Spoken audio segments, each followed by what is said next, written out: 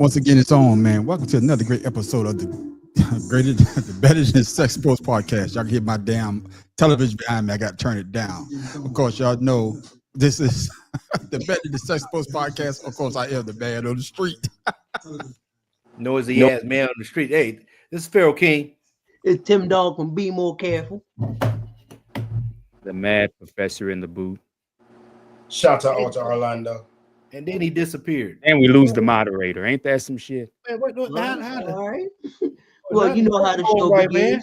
We're going to begin with how was your day? So, King, tell us, how was your day?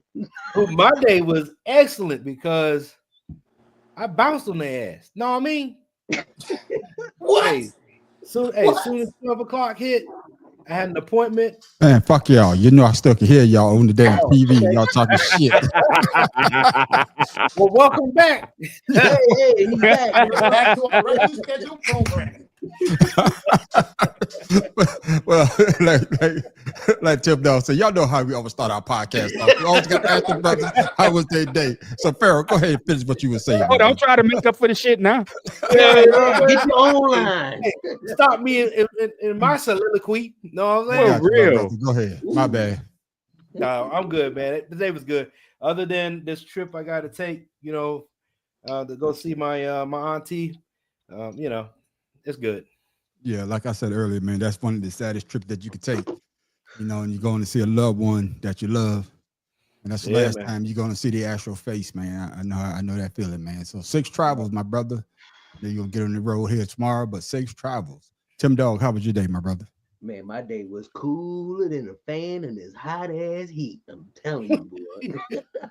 Yeah, they were talking about man. They say y'all got up to 100 degrees. Texas, Yeah, like in some areas, not too. 100 where? In Texas. Oh man, we got heat wave Don't coming through here. It ain't the summer yet. Y'all, it'll be 100. That's the whole thing about global warming. Yeah. Yeah. Same thing down here, Pippin. Yeah. And it's so weird because just on Sunday we were only in the 70s. Yeah. Ooh. Yeah. Yep. I heard they even got a heat advisory for Alaska. They say it's supposed to get like 85 degrees, and normally they don't get 85 degrees. So they got a heat advisory in Alaska. I'm like, God damn. So you have global. Not a clue about. And the polar bears gonna be mad at the motherfucker, boy. Shit, them motherfuckers already mad. They ain't got no ice. What's gonna happen is they're gonna get flooded out because all that ice gonna be melting too.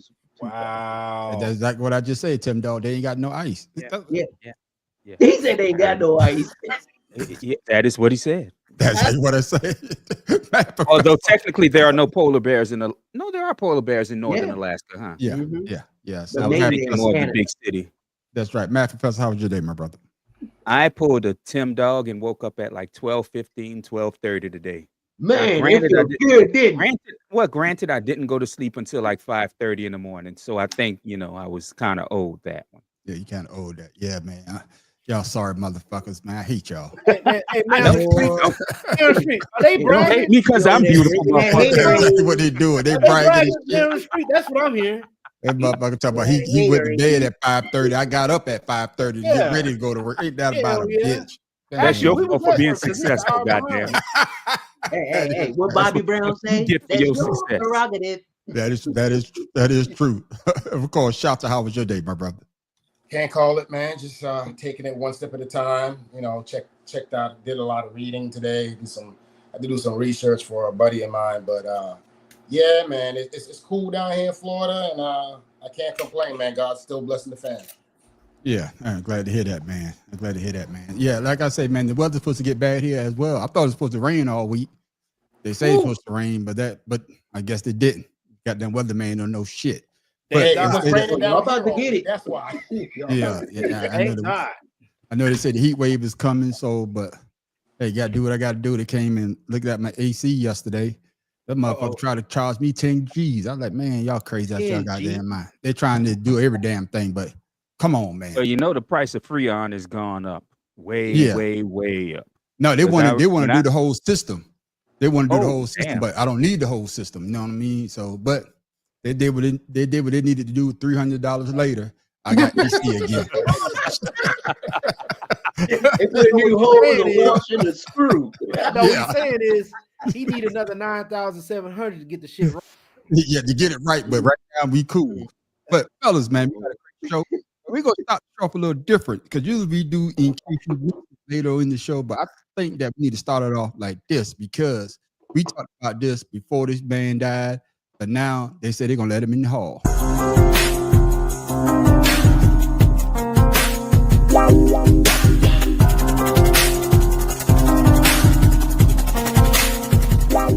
The stunning reversal tonight from Major League Baseball, reinstating the late Pete Rose after being kicked out for betting on games, including his own team.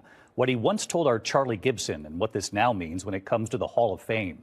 Here's Will Reeve. He was banned from the game for life. But tonight, in an historic decision, Major League Baseball reinstating all-time hits leader Pete Rose. Rose, who died last year, was barred from the sport in 1989 after an investigation found that he had bet on games as the manager of the Cincinnati Reds. MLB Commissioner Rob Manfred saying, "Obviously, a person no longer with us cannot represent a threat to the integrity of the game." The former Rookie of the Year, MVP, and three-time World Series champion denied the allegations for years before opening up to ABC's Charlie Gibson. Did you bet on baseball? Yes, I did, and that was my mistake, not coming clean a lot earlier. The scandal has kept him from being inducted into baseball's Hall of Fame. Today's move now makes him eligible for election. The Hall of Fame saying in a statement, "The decision to remove deceased individuals from the permanently ineligible list will allow for the Hall of Fame candidacy of such individuals to now be considered." Fans of the Reds celebrating the news. He built the Reds. This is his ballpark. Now, David, this ruling doesn't just put Rose into the Hall of Fame. He would still need to get approval from a baseball committee, and the earliest he could enter the Hall would be in 2028. And I'm coming to you, Farrell. You're the average baseball fan on him. You and shots. I'm gonna come to you first, though, Farrell. And the question goes like this: Do you believe Major League Baseball is wrong for lifting Pete Rose ban from the Hall of Fame after his death? And also, they lifted the ban on Shoeless Joe Jackson. Of course, y'all know the scandal that he was in when they rigged the World Series. That's the Black Sox. Yeah, that's why. Remember, Jordan won the Black Sox. He honored them that year. But the Black Sox, what are your thoughts on that? They're lifting the ban on Pete Rose after his death. Is it a slap in the face, Farrell? I would just say we all know who Pete Rose is, who are baseball fans. I believe it's irrelevant because the man can't celebrate, this achievement, and they waited too long to lift the ban, and he's still to 2028. He'll be dead. He'll be gone 4 years by the time they say that he's eligible to go anyway.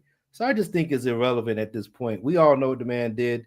They punished him, and now that they've punished him and he's gone, he can't celebrate it. So I don't see the reason why to even consider it now. I got you. I got shots of your thoughts, man, with baseball lifting the ban on Pete Rose and Shoeless Joe Jackson. I concur with Farrell. The fact of the matter is Pete Rose. Okay, he bet on baseball. Yes, he was a manager, but how did that affect the game in any way? I don't even understand that. To keep a man who's on his on-field performance and his thing as a manager had nothing to do with him. It's the same thing that came down with the Terrell Owens thing. If you don't like Terrell Owens, but his numbers say he's supposed to be there, that has nothing to do with the fact his performance on the field. Major League Baseball has always sucked when it came to stuff like this, man. They pick and choose just like the NFL. They punished the dude his whole life and talked about it every chance they could get up until he's dead. Now you're talking about, oh, he can't affect the game no more, so we're going to go ahead and put him in there? Wow. Right. Yeah. And with the T.O. thing that Shot is talking about, T.O. didn't get in on the first ballot. We all knew T.O. was the first ballot of Hall of Fame. Never got any really trouble on the field or off the field. No, he didn't.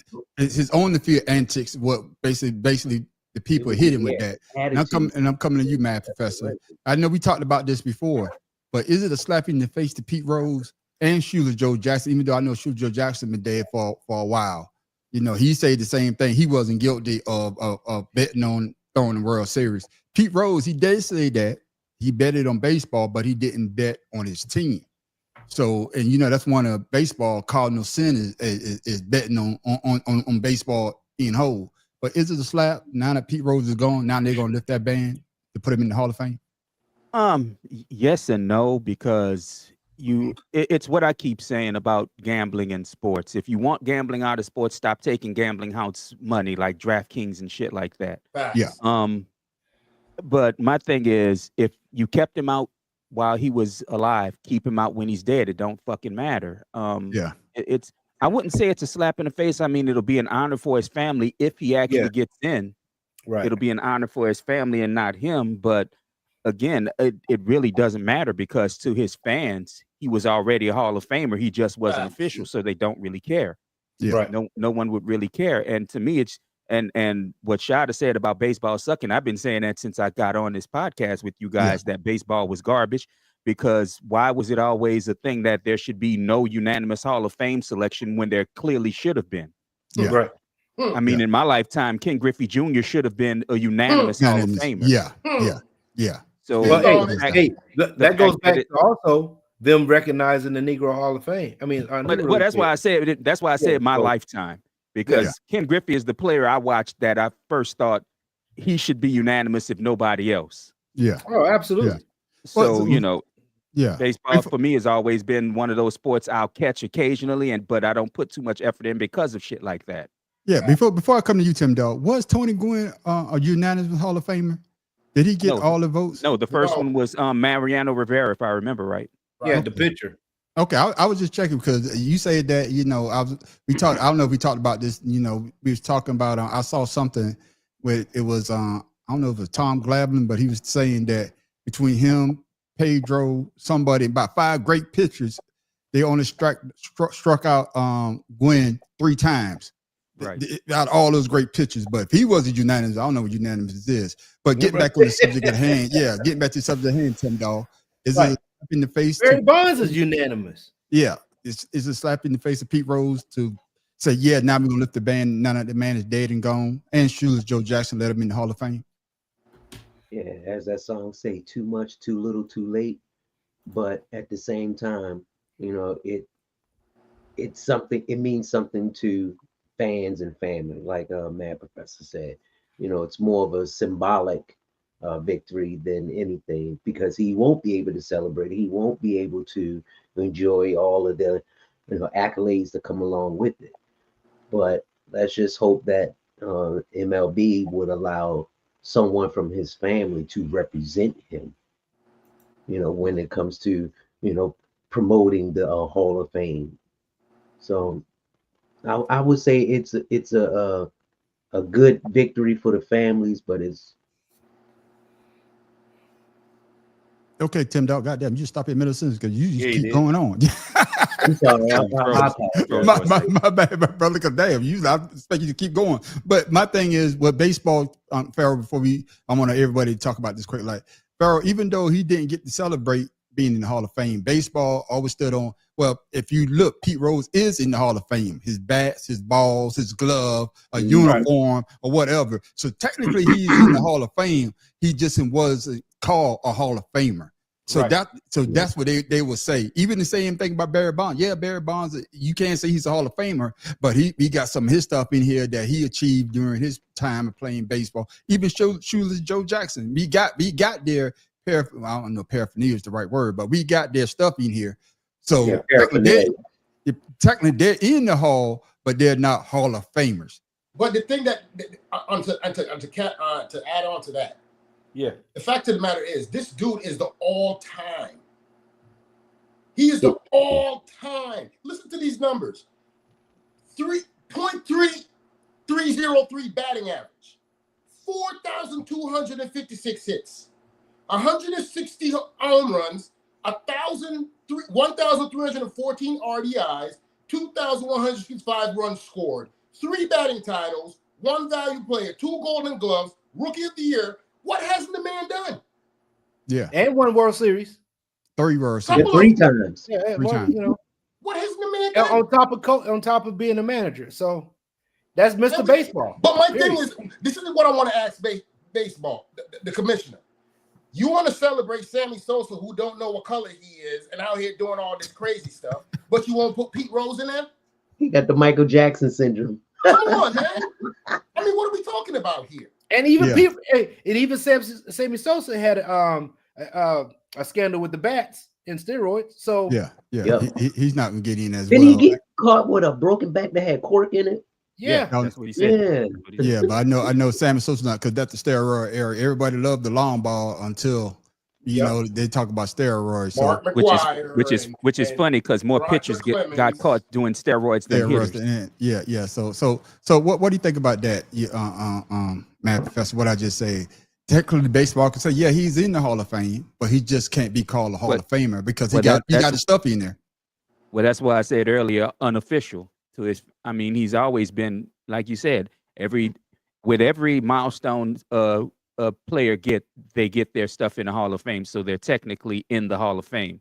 That's why I said they're just making it official now with the vote in 2028 that he becomes a Hall of Fame member. They can put that on his headstone, I guess, that he's a Hall of Fame member. But to his fans and family and friends, he's always been a Hall of Famer. So them announcing this is just, it's what politicians do. They act like they give a damn. They say something and act like they give a damn when they clearly don't. Yeah. Because what's funny to me, I'm sorry. What's funny to me is I remember back when all this shit started with him, they said as long as he showed contrition, they'd be fine and they'd start lifting the ban. Yeah. He apologized for this shit, 6-7 years before he died. So more than that, rather. So like I said, they just showing off, trying to act like they care now. Dallas Cowboys taking drugs, Lawrence Taylor raping and beating people, but you daggone don't take them out of the Hall of Fame. Yeah, I don't remember if Mark Schott got into the Hall of Fame, Joseph. I'll have to. Yeah, that's the owner. That's the owner of the Reds. Yeah, I don't remember if she got in. I don't know if she got in, but her damn dog probably got in because she always had that damn dog with her. But Tim Dog, don't stop in the middle of the sentence. Usually I got to cut you off. Don't stop. But don't stop this time because you threw me off. But like I say though, baseball can always fall back and say, hey, we got his stuff in there. But now, if he does get in, not saying he's going to get in, but if he does get in, he's already in the Hall of Fame. But now you can actually call him a Hall of Famer. Tim Dog? God damn, this is quiet as he ever been. You throwing me off, man. God damn, I know I haven't been drinking that goddamn much. He done melted his doggone connection. I would say, Hall of Famer. Dang. I got you stuck. Yeah. A quick round robin. Do y'all think they're gonna do the same thing to Barry Bonds and Mike McGwire? Matt Professor, go first. Wait till they're dead and gone to let them in the Hall of Fame. They won't let them in. Okay. All right then. All right. Even if they're dead. Once they really won't care because then their names can be exercised from the annals of history. They're not going to care. Okay then. Shots. I agree with them, and the fact that they're black, no, they ain't getting in there. Okay then. What about you? Mark McGwire is white. White, yeah. Well, okay, but the whole thing with Mark McGwire is the only reason that Mark McGwire is getting the attention that he's getting is because of all the stuff he did. Yes, but at the same time, you know what I'm saying? It's apples and oranges. It doesn't matter. They're going to go ahead and do what they want to do when they want to do it, like Matt Professor said. I got you. Farrell. No, they're going to be tough on them. I don't think they're going to get in. All right, then. What about you, Tim Dahl? Nah, they're going to exercise them. Yeah. If Pete Rose, Mr. Baseball, can't get in, they didn't even do as much as him. So, and then they did steroids. So, they're not getting in. They're not getting in. Yeah. Go ahead. No. I was going to say the only issue with it is the whole thing is only McGwire was actually caught doing steroids. He's the only one who ever failed the test. And then he had to tell him because they already had his test results. Right. Yeah. Barry Bonds never tested positive. Yeah. But they can't let one in. They can't let one in without letting the other one in. Yeah. And you can't be Jose Canseco and everybody. I'm about to say Jose Canseco's in there. Right. Jose Canseco and everybody. Yeah, and I agree with y'all, man. It's a sad thing because they say if you took out even the steroid era, before we go to the next topic, even took out the steroid era, Barry Bonds, I think he already had like 3 or 4 Gold Gloves or whatever. Yeah. He already had Hall of Fame numbers. And with the steroid era, it just went up. So That's when he played with the Pirates. Oh, I know baseball. Well, he was the biggest free agent signing in baseball at the time. I would hope you knew that. Yeah, I know that as well. But talking about big time, man, I didn't see this coming. I don't think y'all saw it as well, because the Indiana Pacers going to the Eastern Conference Finals. Nobody. You don't have to foul here, but you have got to come up with a stop. 5 to shoot. Turner, he puts it down. Miles Turner with the biggest shot of his season. And Indiana is up 9. Conference Finals. I'm coming into you first there, Matt Professor. How impressed are you with the Pacers eliminate the number 1 seed in the East in 5 games? I'm not, because what I said about Cleveland held true. I said they're young, they're very talented, they don't know how to win just yet. Mm-hmm. I'm not. That's why I didn't call them my dark horse. I mean, just they were number 1, but that was only because of their record, of course. Yes. But I'm not surprised that Indiana beat them. I mean, shit, Indiana, they didn't lose to Indiana. They didn't beat Indiana on Indiana's home court. On their own home court the entire year.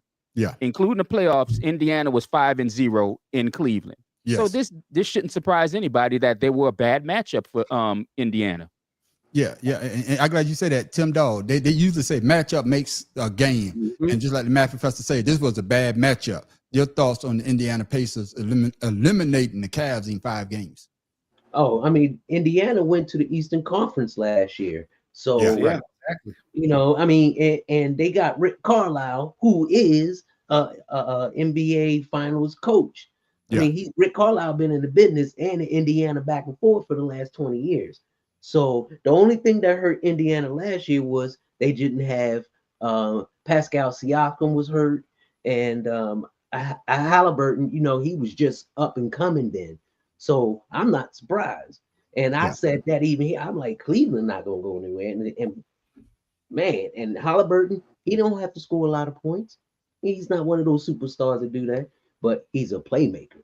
And And I think Rick Carlisle, you got to say he's an NBA champion because he coached the Mavs, right? Cleveland got out-coached. You're right. What was that? The Mavs coach, or who coached the Mavs when they beat the Heat? Was it Carlisle? I think it was. Yeah, it might have been. I think it was Carlisle, right? So he got that pedigree, and just like you said, they've been there last year. Shota, your thoughts with the Cleveland Cavaliers getting eliminated in the second round in 5 games? I didn't think it was going to happen in 5 games. I knew they were going to lose. I didn't think it was going to happen in 5 games. But from watching the series, Indiana have way more dogs on their team than Cleveland does. I mean, when it get down to that series came down to how matchups, and Cleveland did not match up with Indiana well at all. I mean, Donovan, Spider did his thing, but he's not at that level where he could just carry a team because he don't have the help. He don't have the help from scoring. Unlike Halliburton, where he got Siakam over there, he got Turner, he got all these people scoring, and then Donovan's partner, the point guard, what's his name? Garland. Yeah, Garland. He came from Atlanta. He stayed chipped up, and for some reason, I just don't like the way Garland carried the ball up court. It's like lackadaisical. I don't like it. Yeah, I saw something today, man. They had a picture of him. And I don't know if y'all saw this YouTuber, they call him Speed. They show Garland changing from him to Speed. And I guess they're like, God damn, what the hell happened to him? I guess he did lose his speed. But Pharaoh Cake Band, how impressed are you with the Pacers? And then did you see the Cavaliers having the number 1 seed, just like the Matt Professor said? It's in records only, but the way they went out in 5 games, your thoughts?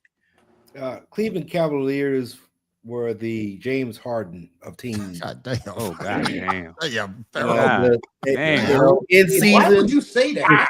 Mobley is up and coming. Man, in season 5, but when they got to the playoffs, man, she was hot. You know what I mean? But they had some key players that was injured. They did.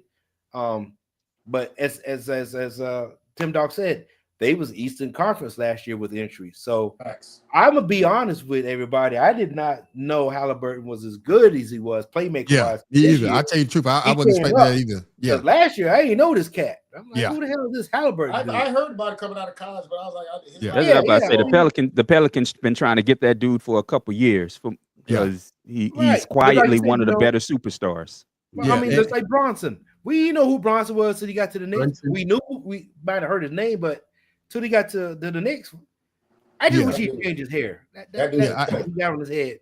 Yeah, But, before we talk about the Knicks, though, I just want to say one thing. All you Knicks fans, and shout out this not to you, but all you fucking Knicks fans out there that was saying we not gonna win nothing with Brunson. Now Right. y'all, Brunson.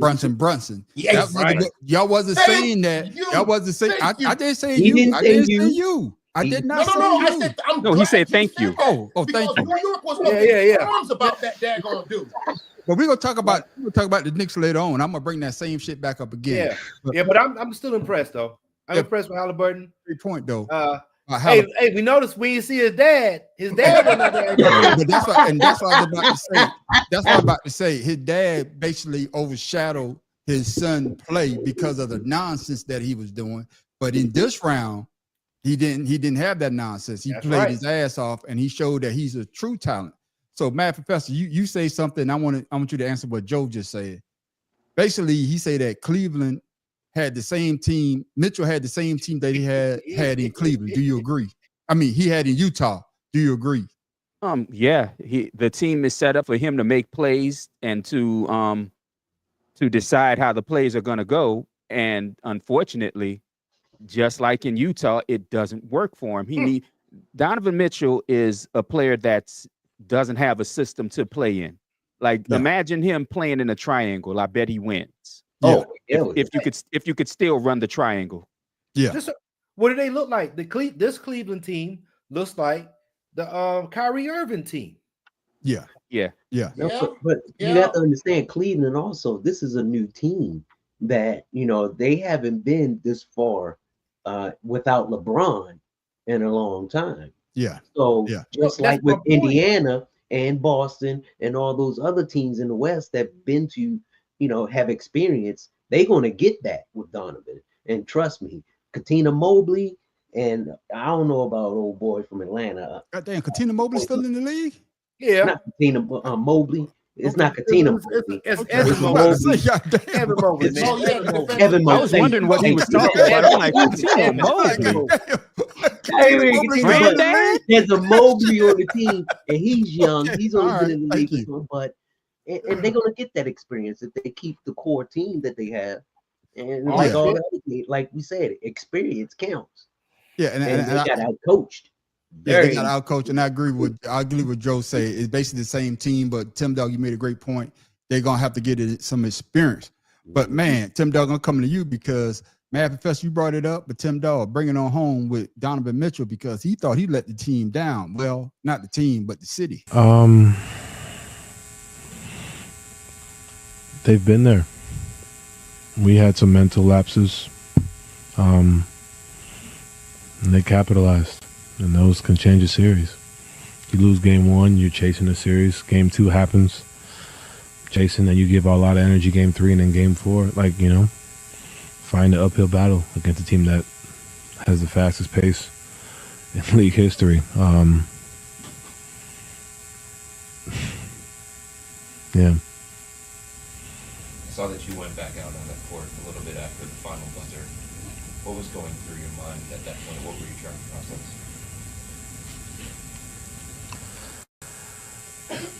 Just couldn't believe it.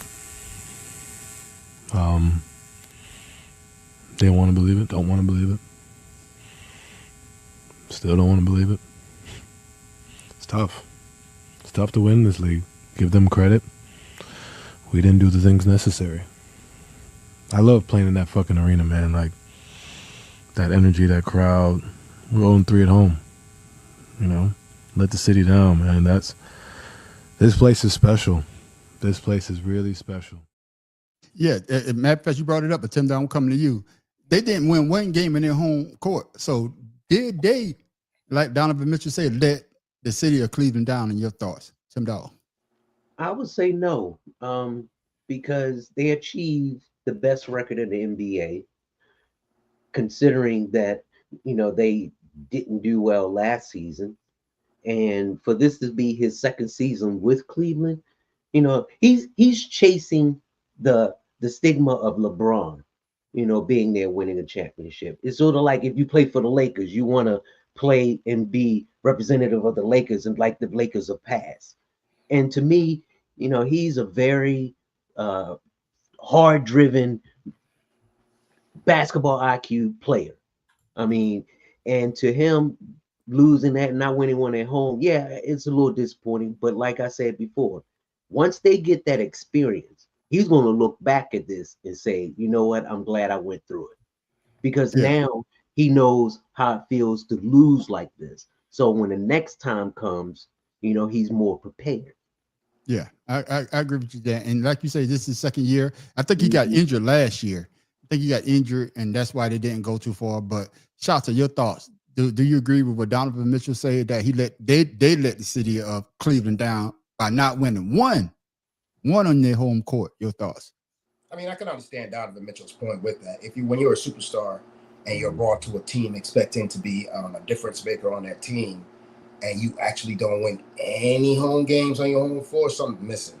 But as far as himself, Donovan didn't let the city down. The team as a whole did. You gotta when you look at Cleveland's starting five, you got Darius Garland. Who didn't Cleveland draft him? No, traded him from Atlanta. They traded him from Atlanta, right? Mm-hmm. Okay, so Garland's been there what, 2-3 years? This is I'm not sure, man. It's the second year because he was hurt last year when he came over. I think with Cleveland. Mm-hmm. So other than Donovan Mitchell, their starting five is what? Evan Mobley, Jared Allen, and Dean. Who the hell is Dean Wade? Who the hell is that? I'm surprised. He's I'll wait for you to say, Shota, I'll wait for you to say Coutinho Mobley like on goddamn Tim Dog. I'm like, shit. Man, you know what I'm talking to you. You know what the fuck I meant. Hell no, I don't. But go ahead, Shota. I need to cut you off, my brother. I'm sorry. I mean, who the hell is Dean Wade? I had never heard of that dude. So he got drafted by them, I think 3 years ago, and he was on their bench. So okay, but my thing is, the starting lineup they have, that's a mess. They need to do some. They need to go to the draft and do something. Yeah. That's not going to work. Yeah, they got to go to draft or try to make a trade to help Donovan Mitchell out. Yeah, he left Utah. He left Utah to come there, and like I said before, I know it's not a big man league anymore, but you still need a big man to be able to protect that rim. But you know what? Rebounds. I'm sorry, but this is the same squad that got the best record in the NBA regular season. Yeah. So I don't think they need to go to the draft. They just need to mesh and be, cohesive with each other. Cohesive. Listen, bro. Listen. The only thing the Cleveland Cavaliers got going for them this year is that they had the best record in the East and they got the Defensive Player of the Year. That's a start. That's a start. I got you. I got both of y'all. And Matt Professor, I'm coming to you before I come to you, Pharaoh. I hear what you're saying, Tim Dog. But regular season basketball is not the same thing as playoff basketball because your bench gets shorter. Your bench gets shorter. You're only playing 5 or 6 people. You're not going deep. That's why I say, I hate the NBA now because of the big man shooting all of them goddamn threes. Joel Embiid, get your bitch ass up. Stop eating that goddamn donut. I see a bitch ass right now. Get that damn donut, you goddamn mouth. Get your ass in that goddamn. But I digress. I hope you would. Because we talking about the goddamn Cleveland Cavaliers. But it goes something back. You say, Matt Professor. Donovan Mitchell, he said that they let the city down, but they've been letting the city down because they didn't beat Indiana all goddamn season on their home court. On their home court, exactly. And that's what I was about to say. See, the thing is, the last 2 years, Cleveland was number 4 going into the playoffs. Yes. So, I mean, they're getting experience then, and apparently they're learning how to get better because each time they get into the playoffs, they're either a higher seed or they go farther than they did the year prior. Exactly. But here's the thing. I would say he hasn't let down this team because they've lost that number 1 a lot of times. in 2009 and 2010 seasons, I think they were the number 1 seed and lost both times in the second or third round. So, like I said, there's no disappointment. I mean, you can be disappointed in your own performance and that you didn't get to at least to the finals, to the conference finals. Yes. But don't be disappointed that you're helping this team, kind of put LBJ years in the past. I mean, he won a title for path. They're trying to get their own own it's identity. Been 10 years, right? And it's been 10 years since they won a title. So don't feel bad that in year 10 and almost year 10 now since LeBron left that you're closer than you've been in a long time to winning a title. I understand his emotional response to it, but I'm sure when he stepped back, he's going to be like, we did some shit that nobody thought we could do.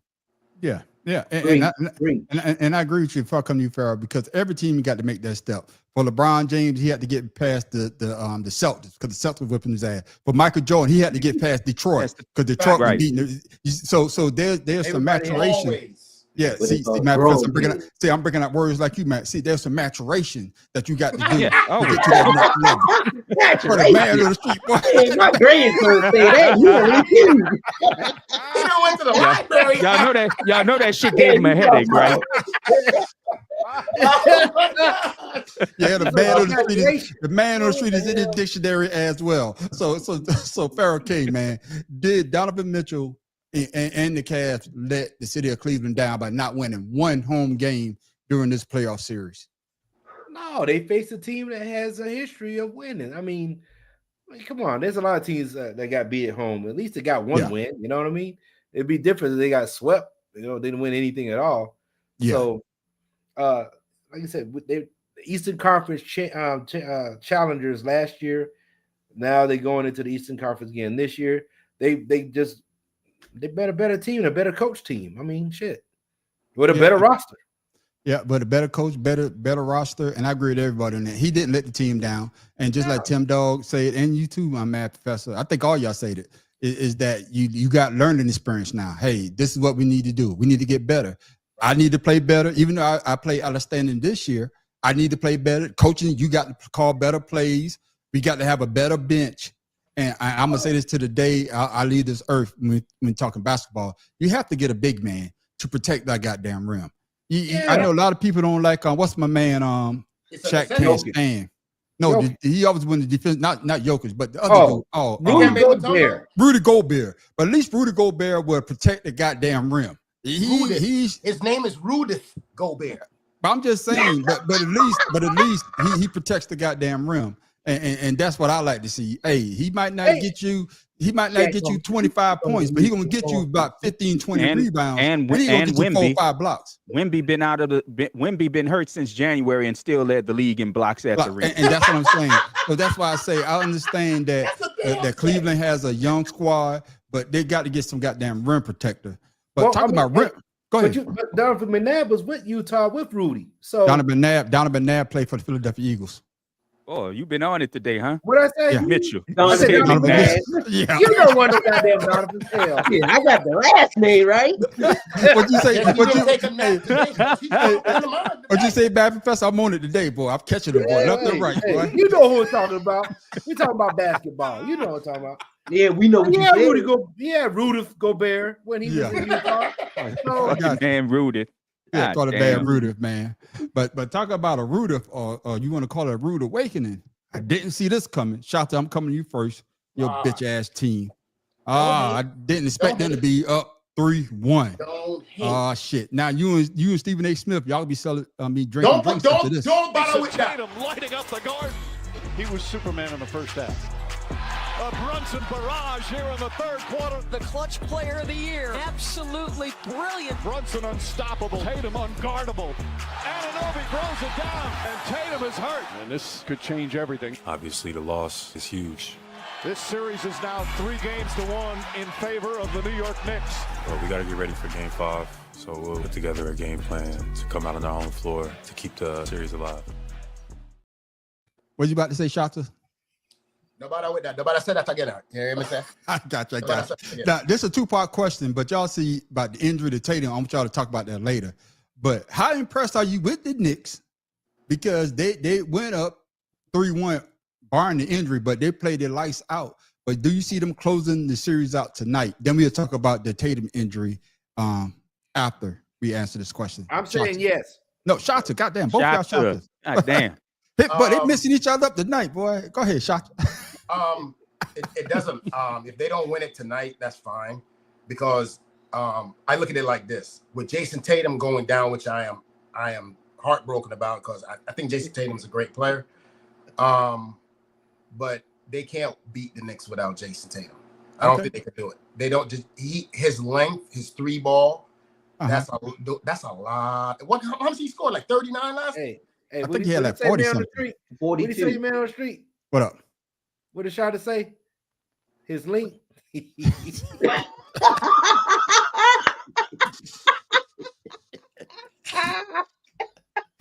I wasn't going to say it, but go ahead. Go ahead, Shota, with your thoughts, my brother. Why we always come to that? That's the show. That's the type of show we are. Why? All I'm saying is New York surprised me. What surprised me more than anything else about New York's play this year is in the playoffs. Yeah. The players that they added to the team, they show up when they're supposed to, especially your boy Mikal Bridges. Yeah. I did not expect him to come in and contribute in such a high volume, especially when the Knicks needed him to. Yeah. But before you go on, what's Mikal? Did he play with Phoenix for a minute? Though? He did. Yeah, okay. He was traded to Bridges. Yeah. Okay. I just making sure. He came over with Hart in that trade. Yeah, it was a 3-team trade, I think. Yeah, but okay. They were at Brooklyn. Okay. Go. You know, they all went to college together. The three of them. Yeah, Villanova, I believe. Yep. So, yeah. John Hart too. So my whole thing is, I think the fans of New York are quite happy with this, but I think every fan in New York is surprised that was up 3-1. We didn't expect it to be that, especially last game. I didn't expect them to come back and storm back like they did, especially with Jason Tatum just hitting like he was hitting. I was like, this game about to be over if they don't stop this dude. Yeah, but you hit it right on the head, man, Shota. Because I say the same thing. I expect the Knicks. I'm coming to you, Mad Professor, because this is one of the cartoon.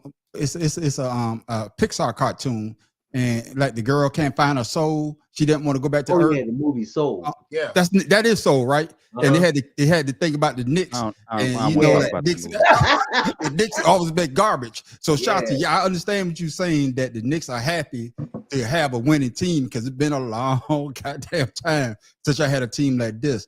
Yep. But coming to you, Mad Professor, how impressed are you with the Knicks?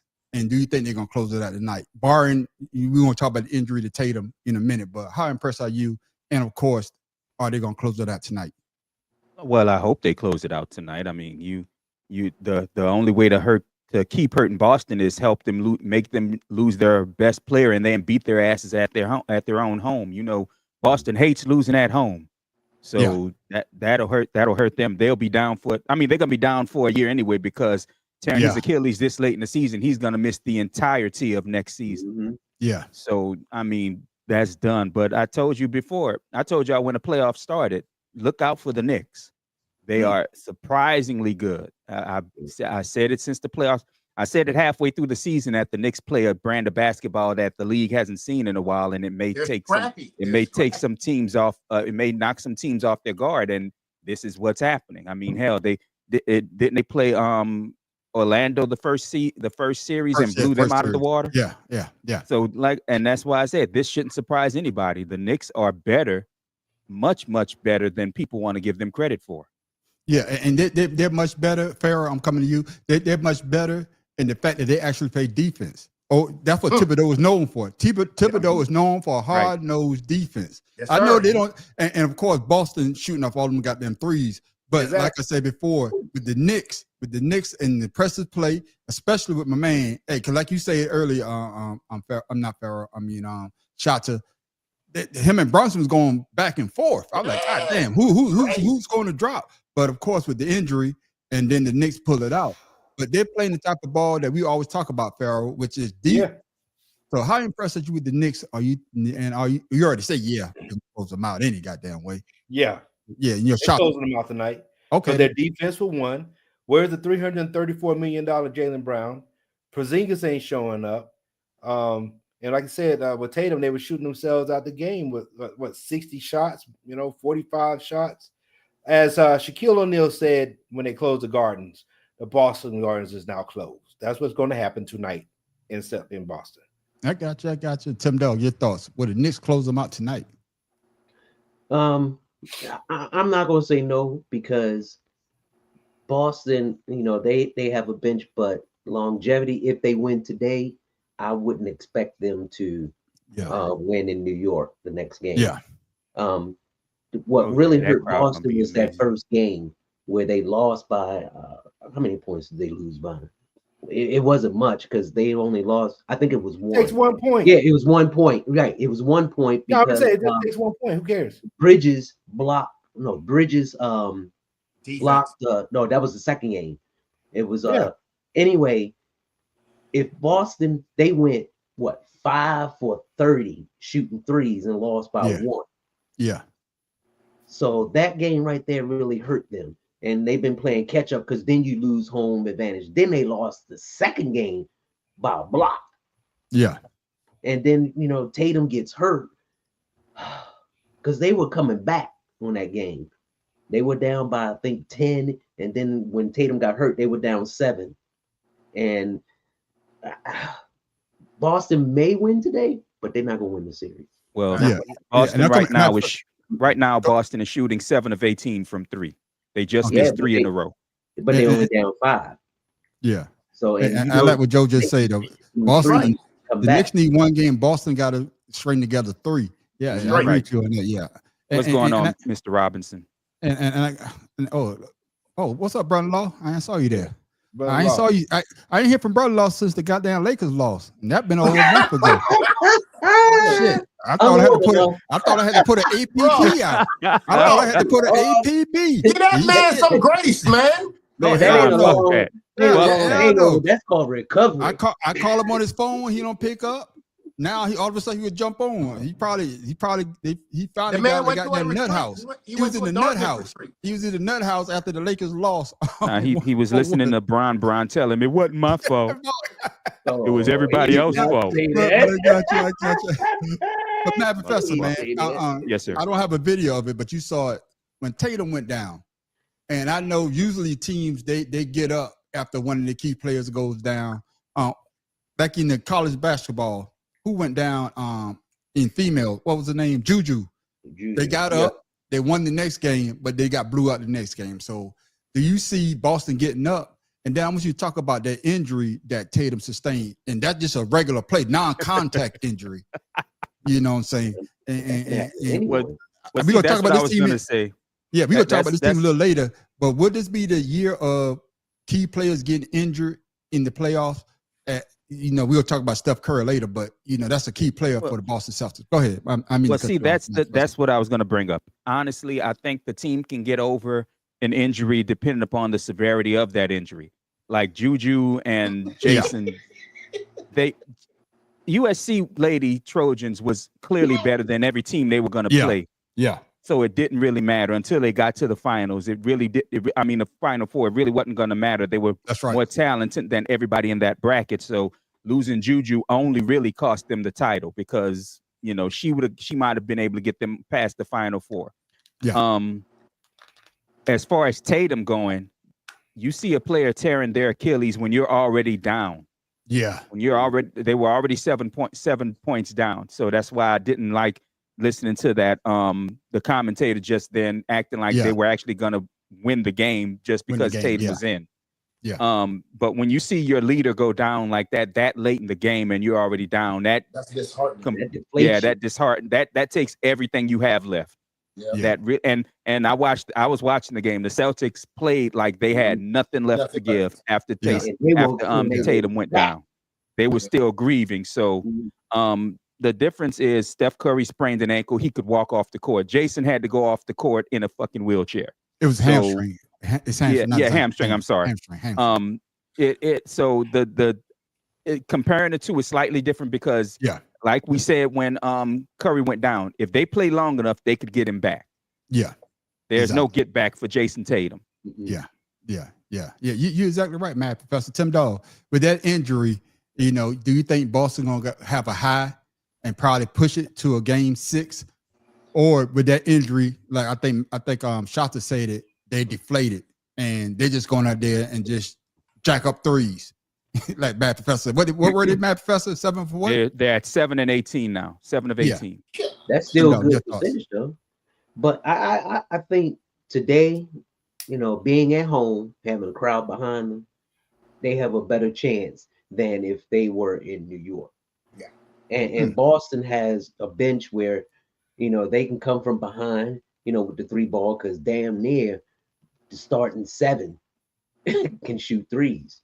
So, as long as they're hitting, they're good. But if they're not hitting, they're getting frustrated, getting flustered, because they know that this is do or die. It can psychologically mess with you, because then all you want to do is shoot threes. You're not going through the plays. You're just getting the ball and you jacking them up, trying to catch up. Yeah, and I agree with you. 40 to 32 now. Yeah, I agree with you on that, Tim Dog, and I'm coming to you, Pharaoh.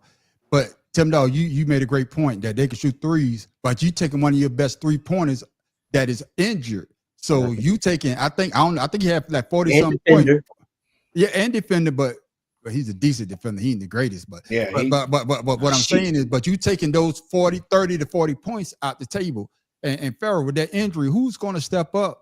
And like you say earlier, Porzingis ain't going to do it. I'm just hate to say it, Pharaoh. 1 point at this point. Yeah. So with that injury, how far did that set the Boston Celtics back this series? And if they do win, they going home in game 6. Your thoughts, Pharaoh? You said it earlier. 30 to 40 point setback. They losing tonight. That's how it is. I mean, what is Derek White? I think he needed to get his hair back. I think that's fucked it up. Don't do that. He's actually the leading scorer right now for Boston. Yeah, I mean, he starts off like that, but Tatum he's the best defender on the team. No, you ain't gonna do that, man. Like that, man. Wait, time out. Who you said the best defender on the team, Tim? Derek White. Drew Holiday. Drew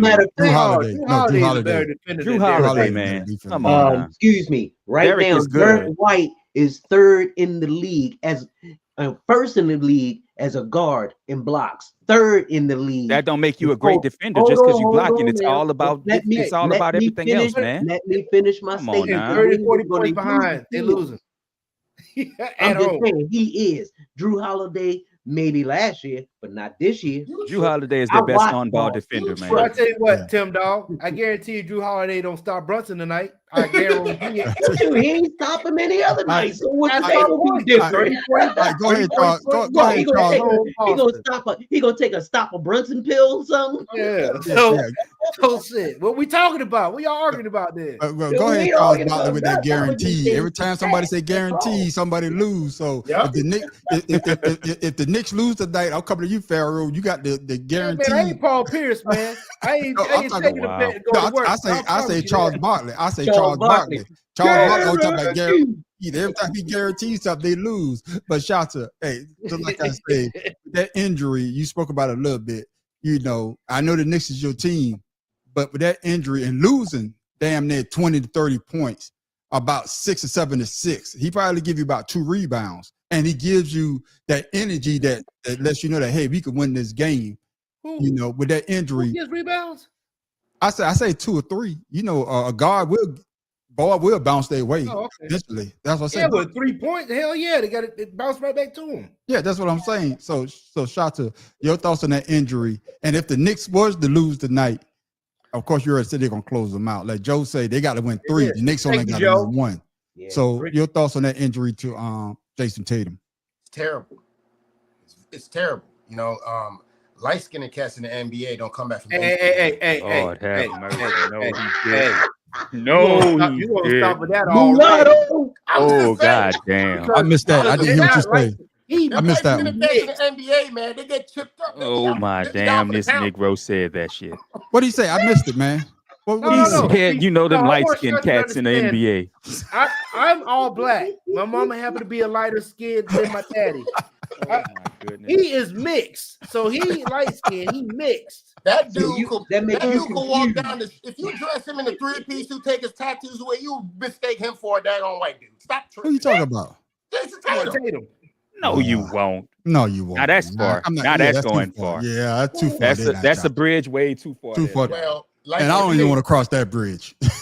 I'm just saying that's just how I see it. But Jason Tatum, I don't see with that Achilles injury is going to be. It's going to be tough because this off season in the NBA it's going to be crazy.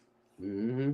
Yeah. Look how long it took Porzingis to come back from his ankle injury. I guess what I'm gonna say this, man, with Jason Tatum, man, I hate to see that he get injury, but with modern medicine, you know what's the thing that baseball players used to get? They was done.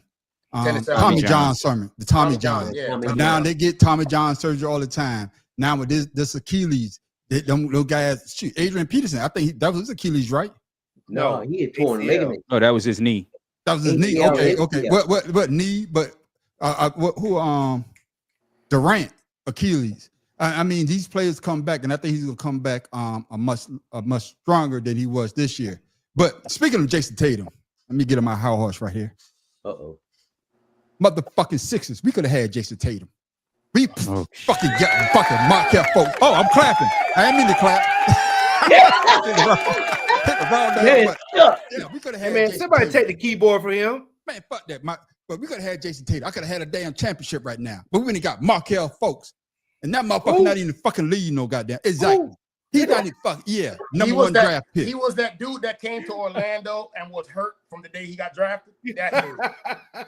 Yeah, but real talk though. But I agree with y'all. With the injury to with Tatum, I believe that you can't replace that 30 to 40 damn points. And Farrah, I'm coming to you for this next damn question because you brought it up though. Before we close this out on this series, has Jaylen Brown lived up to his $300 million contract in your opinion? Hell no. No, he got 334 million for last year's championship, and that's it. Or year before? Was it year before or last year? Last year. Okay, that's it. Because like I said, I don't see 334 million playing this year, and I don't see Porzingis, and I don't see Derek White. They're done. So no. I got you. Matt Professor, I'm coming to you. And this, and you know, I want you to analyze this for me. Is Jaylen Brown the version of Jalen Hurts? You know, because nobody wants to say, hey, this guy is a great player. They don't deserve the money. So do you see any kind of resemblance between those two, not getting the respect that they deserve? So just like I just said, has Jaylen Brown lived up to his $300 million contract, in your opinion? Well, since he just signed and it's only been a year, I'm gonna say no. We're not gonna know that until the entirety of the contract plays out or he's traded or whatever. I would say he's only disrespected in that nobody thinks he can do it. Right. That's why when I'm including me, I'm one of them. I mean, that's why when Tatum went down, all of us, everybody who's basketball fans and especially fans of Boston went, oh shit, it's over. Yeah. So, you know, okay, now the game's tied 44-44, but still. Okay. And Jaylen Brown is actually Jaylen Brown and Drew Holiday crushing it right now. But anyway, like I said, you can't say in 1 year whether or not he's lived up to a contract. Okay. I got you. Because he did something to get that contract. Yeah. They won a damn championship with Jason Tatum, who the Sixers could have got with the #1 draft pick. But we were Markel Fultz. But you're just not going to move on from that narrative. No, I digress, man. I digress. Shit. Then we got Ben Simmons, bitch ass, with a #1 pick. But I digress. Yeah, I'm letting it go. That was the one that killed y'all. Yeah, I'm letting it go, man. And then we played goddamn playoff P. That motherfucker wore a mask when he came to the game because he robbed us. But I digress.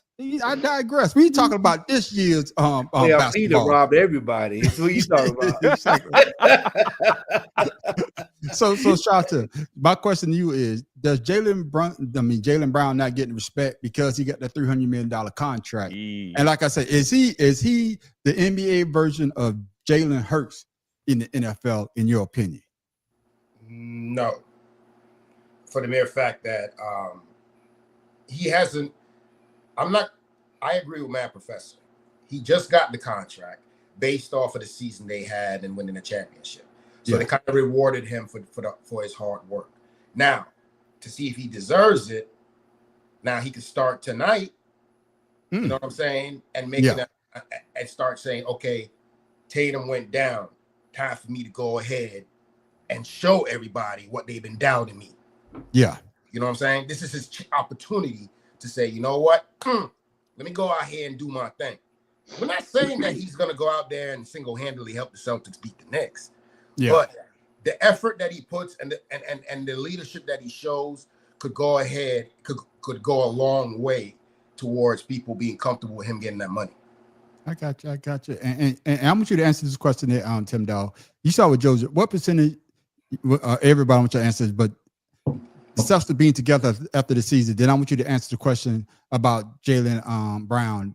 Is he's the NBA version of Jalen Hurts not getting the respect, even though he got that big money for what he did last year, in your opinion, Tim Dow?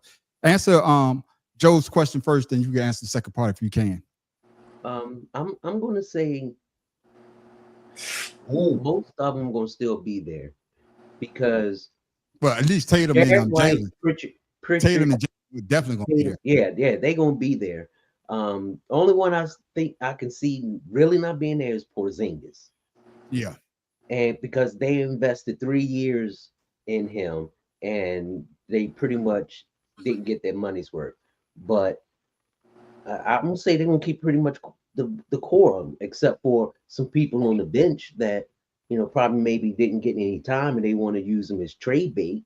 Yeah. But I'm going to say the majority of that team was, they're a championship team. You just have one player go down. That doesn't mean that the team is, bad.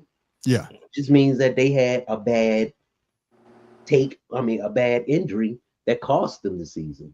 Yeah. Now, as far as Jaylen Brown, I would say, yeah, he is kind of like, oh boy, where he doesn't get the respect.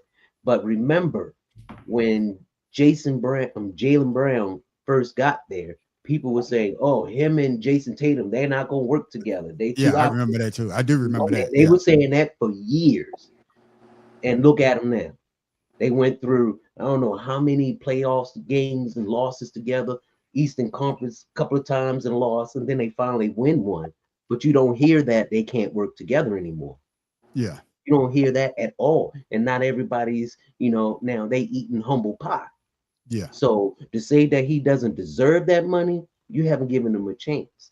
Yeah. And he had a great season. Yeah, I mean, agree. but it wasn't a phenomenal season, but he earns his money in the playoffs. Yeah. And right now, Boston, they looking good with him. Like Matt Professor said, him and Holiday and Pritchard, they trying to do their thing. Yeah. So. See, I try to get you. I thought you were going to stop. I try to come in, but now you're talking. See, that's what I'm talking about, Tim Dog. Let me shut up and let you keep on talking. And of course, for Boston to get there, they had to beat my sorry ass Sixers team. We couldn't beat them bitches for shit. Every time I think about this bullshit.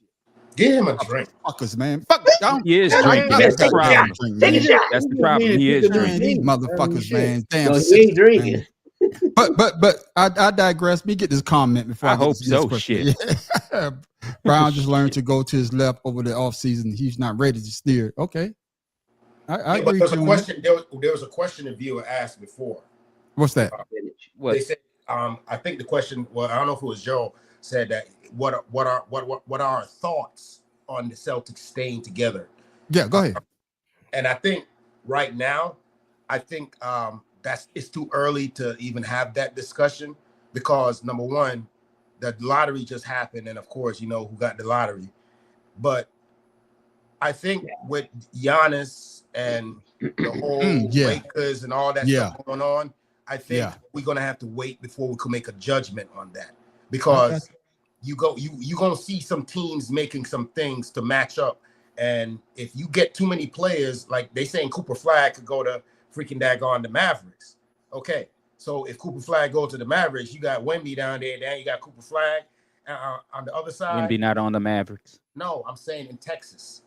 I'm saying Wemby plays for San Antonio and Cooper Flag plays for freaking Mavs. Yeah, we all know that, but what I'm saying is Wemby and Cooper not gonna play together just because they're in Texas. No, he just made a mistake. Two big men out west like that. You getting two big men playing like back to what Man on the Street was saying. All these teams are getting all these big men that are actually playing like big men. Eventually, these teams are going to have to do something to match it. Just like when Steph came in the league and started doing 3, everybody started shooting the 3. Mm-hmm. They're going to have to adjust. So in the offseason, I think is going to be a determination. Maybe midsummer, we could probably revisit that whole conversation. Look at brother Law say payroll. What? Oh, you just trying to get Giannis down to the Lakers. He ain't coming, brother Law. Right. Man, keep that hope alive. I don't even want to fucking talk about that bullshit. Some deluded ass Lakers fans are like, man, the Lakers gonna trade Bronny for that #1 pick. Motherfucker, they could. Yeah, I saw that. Now I digress. Go ahead. I'm agree with Tim. I think said Porzingis is probably definitely not going to be back. Yep. And unfortunately, Tim, your boy is under an expiring contract this year too, Derek White. So there's no guarantee he's going to come back. And unfortunately for them, Drew Holiday may be on a trade block next year because he's due almost. His contract is worth. I think next year he's almost due $60 million because he becomes a free agent next year. Yeah, that's why I'm saying. But to get from under that, and no, his contract is up in 2027.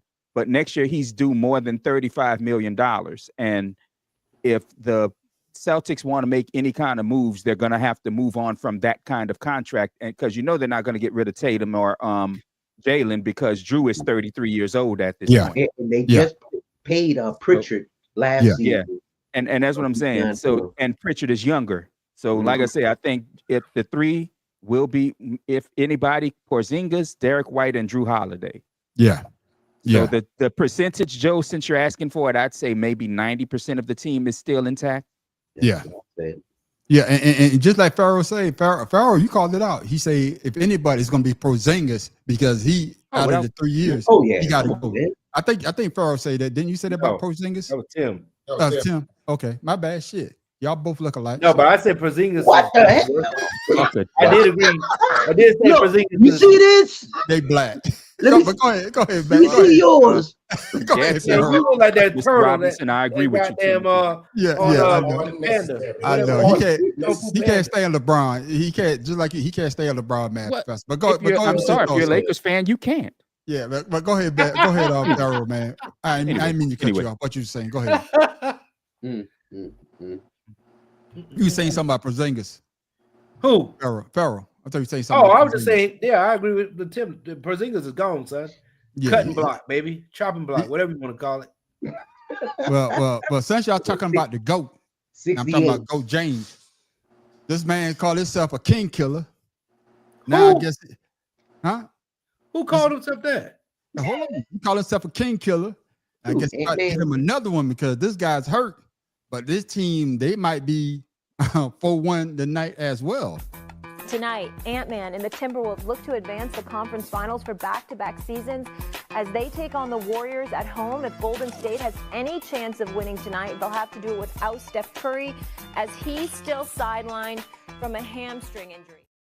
And I'm coming to you first, Tim, though. I'm going to give you first shot at this. Can the T-Wolves close out the Warriors tonight? Yeah. And it's all because of Rudy. Because the Warriors, they don't have a big man. Like you saying, every team should have a big man in the paint. Yeah. And they can't Unless it's Embiid, his bitch ass want to shoot 3-pointers. Think he's a fucking guard. His big ass want to be on the goddamn block. His bitch ass. Man. Did I take that damn donut out your goddamn mouth? You try to Philly, man, and beat your. My bad, Tim, dog. This motherfucker playing seven. This motherfucker playing 7 shades of Embiid. Yeah. No, 7 degrees. 7 degrees of Embiid. Hot, man. But go ahead, Tim, dog. I'm sorry, man. God damn. No, but Minnesota should take him out tonight. And Rudy Gobert, this series has been like his golden child. I mean, he just doing whatever he wants because nobody can stop him. Yeah. So they should close it out tonight at home too. Oh, I got you. Now I'm coming to you, Matt Professor, and just like I heard Matt, not Matt Professor, but Shota, his favorite person in all the world, Stephen A. Smith said this. There's one thing about Anthony Edwards. He has that killer gene like a Jordan. He wants the big moment. He wants to step up in the big moment. He gonna get cut. So can you see them closing out we're gonna talk about Steph Curry, his injury just a little bit because we talked about it last week. But can you see them closing the boys out tonight to go to their second straight Western Conference Finals? Your opinion? I can, because right now Golden State is more hurt than anybody else in the league other than Boston. Boston, yeah. So fortunately for Minnesota, they're playing Golden State. Like I said, who's injured? Because I think somebody else has been playing with an injury. I don't forget who I was reading something earlier today. He been on the rise. But Jonathan is great, but he can't cover for their deficiencies enough. Yeah. Because he'd have to score his and Steph's. Yeah. So I agree with everybody up to this point. Yeah, I can see Minnesota closing it out tonight. Will they? We don't know, because Minnesota can get ahead of their skis sometime and play well above their britches. But so we'll see. Boy, that's some country shit you just said. yeah. It's a country shit, but I'm coming to you, Farrell, because you're exactly right. Because everybody is on the Anthony Edwards train right now. They want to make him the face of the league, barring the outside noise. He's a great basketball player. The outside noise, ass daddy. Yeah, you know what I'm saying. But hey, pay $1 million. Like 50 Cent say, have a baby by me, be a millionaire. Yeah. I'm gonna pay $1 million up front. So I'm not singing the song. I was just about to say I wasn't gonna sing the song like Tim Dog. Then this bitch comes and sing the goddamn song. Thank you. He can't help himself, man. He can't help himself, man. But Farrell, can you see the Wolves closing it out tonight? I'm gonna say yes for one reason. Draymond Green is gonna do some dumb shit. Always. He gonna do some dumb shit, and he gonna get ejected, and it's over with. It's amazing how hated he is for doing. It's amazing how hated he is. I mean, he talked more shit. He talked more shit than the 10th player on the Bulls bench during the 90s. and adds just about as much. Look at his career. That's what I'm saying. He adds just about as much. Yeah, but get grayer every goddamn year. That's it. Every year, nigga. Every game. Before I come to you, Shata, before you answer the question, but fellas, but that's what you need on that. That's what you need in you. You need somebody to be the antagonizer. You know, the Bulls had Dennis Rodman. He antagonized on Rodman can rebound. But I'm just saying. No, he can't. Look at his damn average Draymond is game. a great defender, and he's a good rebounder, and he can hit an occasional. He's an okay rebounder. What I'm saying is, you need that antagonizer to get the other player's best player out of the team. Dylan Brooks tried to do cost them the game. I understand, but what I'm trying to say, you try to antagonize their best player, and just like Dylan Brooks, he's trying to be that player to get they start playing out of that. No, I'm just saying. In the last game, Draymond was fined $50,000 for criticizing the officials yet again. Yeah, but what I'm saying is now they're going to be looking out for his bullshit. Yeah, but what I'm saying, on the championship team, you need that antagonizer to get you hype when you're down. Yeah, especially if you're not that good. But if you're good, you don't have to worry about that kind of player. That's what you say. You play your position. Hey, and this is what we're gonna get. I hate to say, I'm gonna come to you, Shata. This is gonna get Draymond Green in the Hall of Fame because of his antics. Hey, I hate to say it, it's gonna get him. He don't know Hall of Fame. Watch. No, he's gonna get in because he's part of this. He's part of this exactly. team. Exactly. Watch. Okay, then. But Shata, you see the T-Wolves closing out tonight against the goddamn Warriors. They should and they could, but sometimes with the T-Wolves, man, they just act up. The games that we expect them to go in and just do something, they shit the bed. So I'm not leaving that up to. I'm not 100% on board that they're gonna close it out. I know they will win the series, but as far as Ant-Man is concerned, he definitely got the Mamba mentality. Yeah, you know what I'm saying when he is when he's locked in. When he's locked in and he's determined, if Ant-Man gets, you see how you said win, bro. When he gets half court and you have 3 men and 3 defenders, Tim, I'm fine. Nobody stops him. But you just said win though. It's not every damn game. Okay, but my thing is, you can't say he got mama mentality. He's not on that level. I'm sorry. I'm gonna agree with Shata. I'm not calling him the Mamba. I said he has Mamba mentality. I can't even give him that. I'm not even there. I'm gonna agree with both of y'all because he does have the mentality. He does have the killer instinct. He that has you want. a mentality. Yes. He has the killer instinct that you want. Nah. He has the killer instinct that you want, but in your defense, Pharaoh. No, let me finish. Let me finish. Let me finish. Then, if I don't answer what you about to say, then you can come back. He has the killer instinct that Shota is talking about, but he also has the immaturity that you're talking about, and he has to be able to balance them both to become the complete player that we all can see that he's going to be. He's not there now. What he's 22, 23? When Kobe came in the league. About right? When Kobe came in the league. I thought he was older than that. It might be. I'm just saying. I thought 22, 23. But go ahead, Shota. But my point is, when Kobe came into the league, was Kobe playing like that in his first or second year? No, Kobe's on the bench. My point Okay, yeah, he is 23. Yeah, Kobe didn't start. Kobe had to earn his spot. Kobe was coming off the bench. He was coming behind Kobe didn't have Eddie. Kobe didn't have 4 fucking kids already he either. came into the league and told Cats that he was going to come in here and Cats was going to know who he was, and he is stuck to that. So, hey, that's your opinion. I applaud His y'all. numbers, I his just numbers don't see it. support it. I don't care. I guess what I'm saying, what I'm saying to you, Farrah, and y'all both saying the same thing. You see the immaturity side of him, and Shota, you see the killer side of him. But Matt Professor, tell me if I'm wrong, but if he's able to combine them both, hey, I need to stop doing the dumb shit and keep that killer instinct. He probably be the face of the league. That's what I'm saying. But see, that's coming into the league. That was the complaint about him, is that he was highly immature. Yeah, that was, everybody said he's talented as hell. He could be so much better if he learned some damn maturity. And honestly, you can see that a lot in the way he plays and the way he responds to adversity. He does that. That's why if there's any team that's very talented in the league that I would never put money on, it is Minnesota, because you don't know which ant is coming to the game. Exactly. And that's my point. Yeah, but like I say, y'all both saying the same thing. Yeah, y'all are. You talking we said the same thing immaturity about side. LeBron James when he came in. He was that guy when he came in.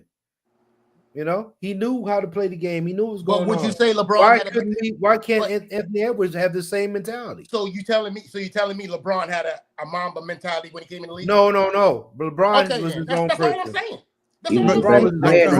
Before I come to you, Tim Dog, y'all saying the same thing. Farrell, you saying that he's not mature enough. I'm just saying I don't see a Mamba. Everybody, they want to compare him to whatever, and he already compared himself to Jordan, whatever the case is. Just be yourself and go play the damn game. I don't want to compare you to people that we already know. Nobody is comparing. I said he had a Mamba mentality, meaning when he gets the ball and he wants to score, it's very rare somebody's going to stop him. That's all I said. Nobody said he's Kobe. Kobe was on the bench for the first 2 years, like Man on the Street said. This man came into a team that ain't been nothing even since Kevin Garnett. Yeah, but like I say, and let Matt Fester, y'all basically saying the same thing. He got the mentality, and he's still immature. But he needs to calm down on one. If he could combine both of them together, he could be the face of the league. Tim Dog, I agree. Your thoughts on Anthony Edwards? I say he has phenomenal talent, but all his life he's probably been told that, and he's real brash, real arrogant, but his game makes up for all those faults that he had. But eventually he's going to have to realize that his attitude towards other people, other players, or the game itself needs to be an attitude of business, an attitude of professionalism. What you do outside of NBA, that's your personal business, but at the same time you are representing the NBA. You're representing the team. By you going out there acting like you in high school, getting temper tantrums, you can foul the shit out of somebody, but as soon as somebody touch you, you're always hollering and screaming to the rest. That is something that the coach and the team owners have to deal with. And if they don't, it's just going to get out of hand. He's going to be one of those disgruntled players who blames everyone but himself. And I'm glad you say that. And before we go to the next question, Matt Professor, this is why the NBA is having a goddamn identity crisis. Who's going to be the face of the league? Of course, like I said, LeBron James long in the tooth, time for him to step aside. But now you got players like Anthony Edwards, still immature. You got players like Ja Morant, immature. You know what I'm saying? You got Jaylen Brown, but they don't want him because he's not as flashy as those guys. Right. And you got Tatum. He's in between. Right. You know what I'm saying? But that's the NBA problem. Right. These guys, I don't think they know how to take the mantle from the person. It's like, hey, I'm the face of the league now because they're being so immature. Well, so is that part of the problem as well, Matt Professor? The problem is we talked about this, I think, a month and a half, 2 months ago. Yes. Nobody should be given the fucking title of face of the league. You can't just fucking say this person is the face of the league. That person has to show they're the face of the league, because as good as Jordan was, it wasn't until he started showing people his third and fourth year that he became the face of the league. That's right. So Anthony Edwards coming up and saying, "Yeah, I'm the face," nigga, you ain't shit until you do something. Right. Yeah. And winning games and getting playoff series wins don't mean a goddamn thing if you're not the kind of person people would fucking follow into a fire. People would follow Michael Jordan into a fire, and as much as I dislike him, sometimes people would follow LeBron James into a fire. Nobody's fucking following you. Nobody. And you know what until else? he knows he can be a leader, he's never going to be the fucking face of the league. I agree. And Farrah, I'm coming to you. And what you just said about Michael Jordan, but see, Michael Jordan also had other great players in the league. You had Barkley, you had Bird, and that's my point. But those guys kept the league calm. They wasn't acting all crazy like these players are today. And that's what I'm saying with Ja Morant. Charles did now.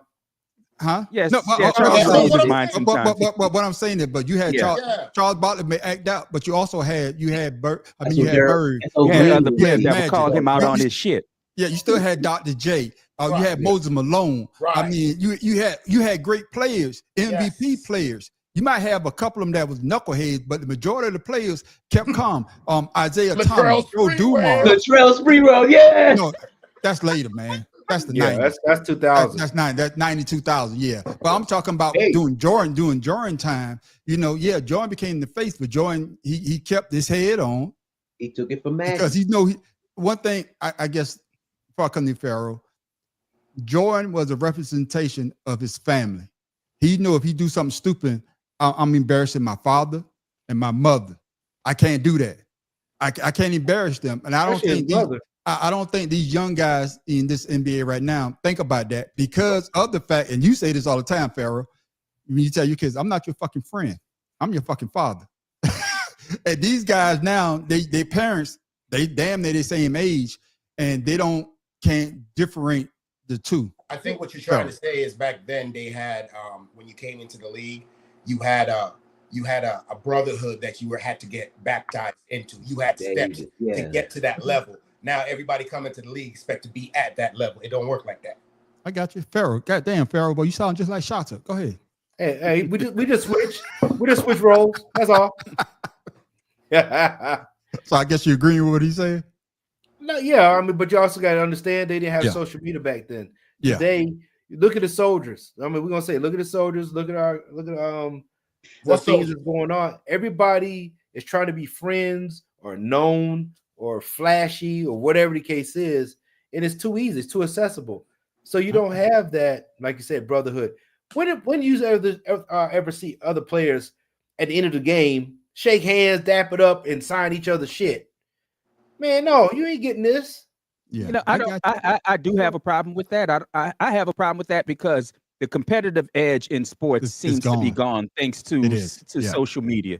It's just like I know none of y'all on here are wrestling fans. I am, and I have been for a long time. I didn't like nowadays that wrestlers have a fucking social media page that shows the real them. I hate it. What are you talking about? WWE?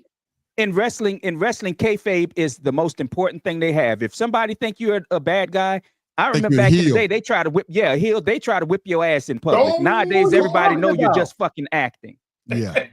You talking about WWE shit? But it's going to your point.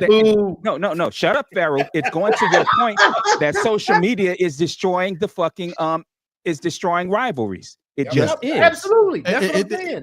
It's nothing there anymore. That's what I was getting at, Pharaoh. That's why you need to just listen.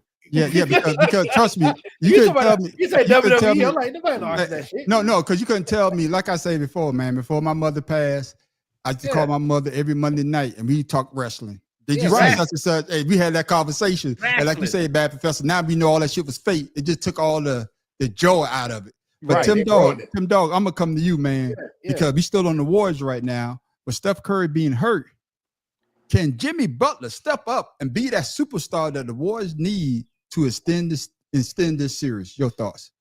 Oh yeah, he can, but you go into a new team and you trying to fit in, and it's kind of difficult at first. So I see him being real passive a lot in this series, and it's just because he doesn't really have a role other than the reputation of Jimmy Buckets. Facts.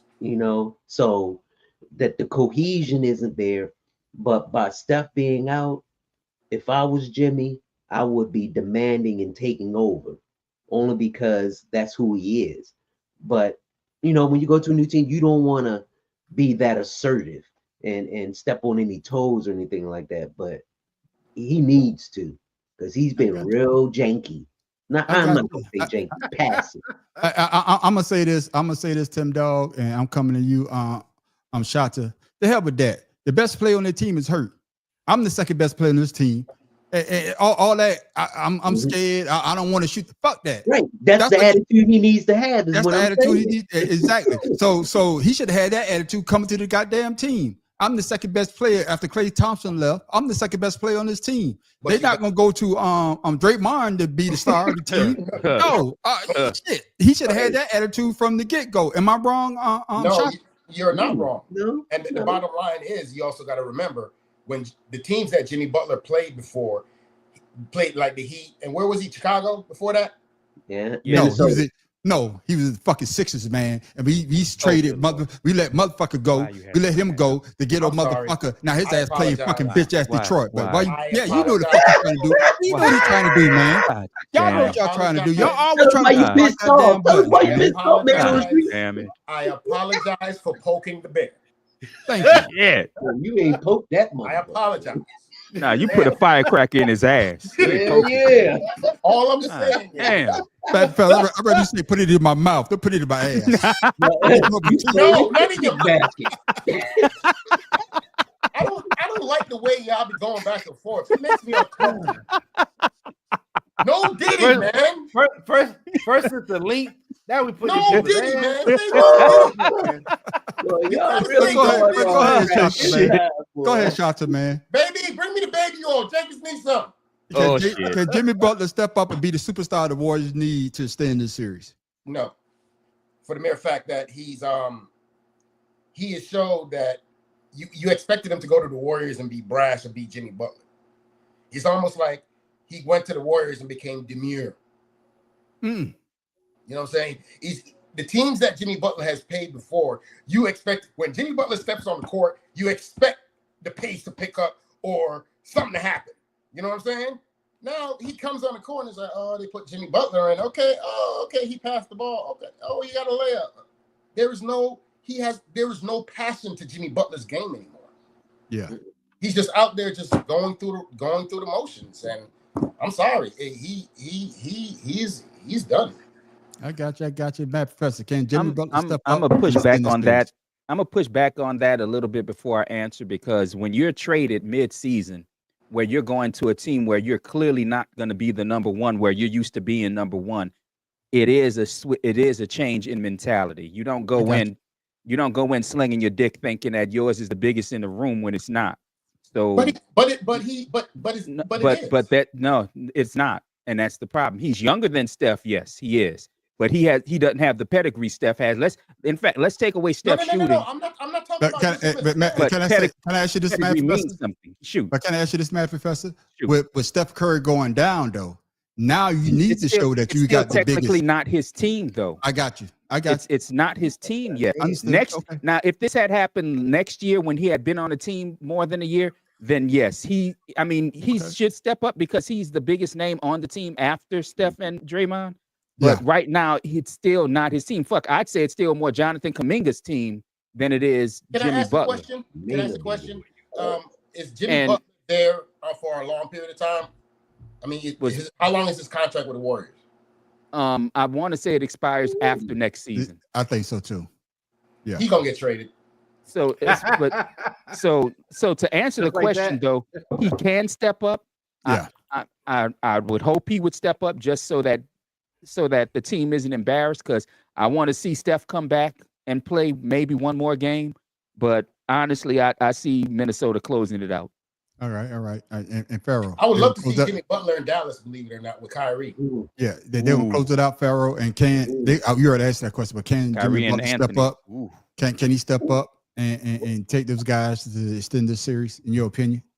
Jimmy Butler got a 2-year, $121 million contract. So next year. So can he step up? Of course, but will they win? No. Okay. All right. Shit. Simple. Oh yeah.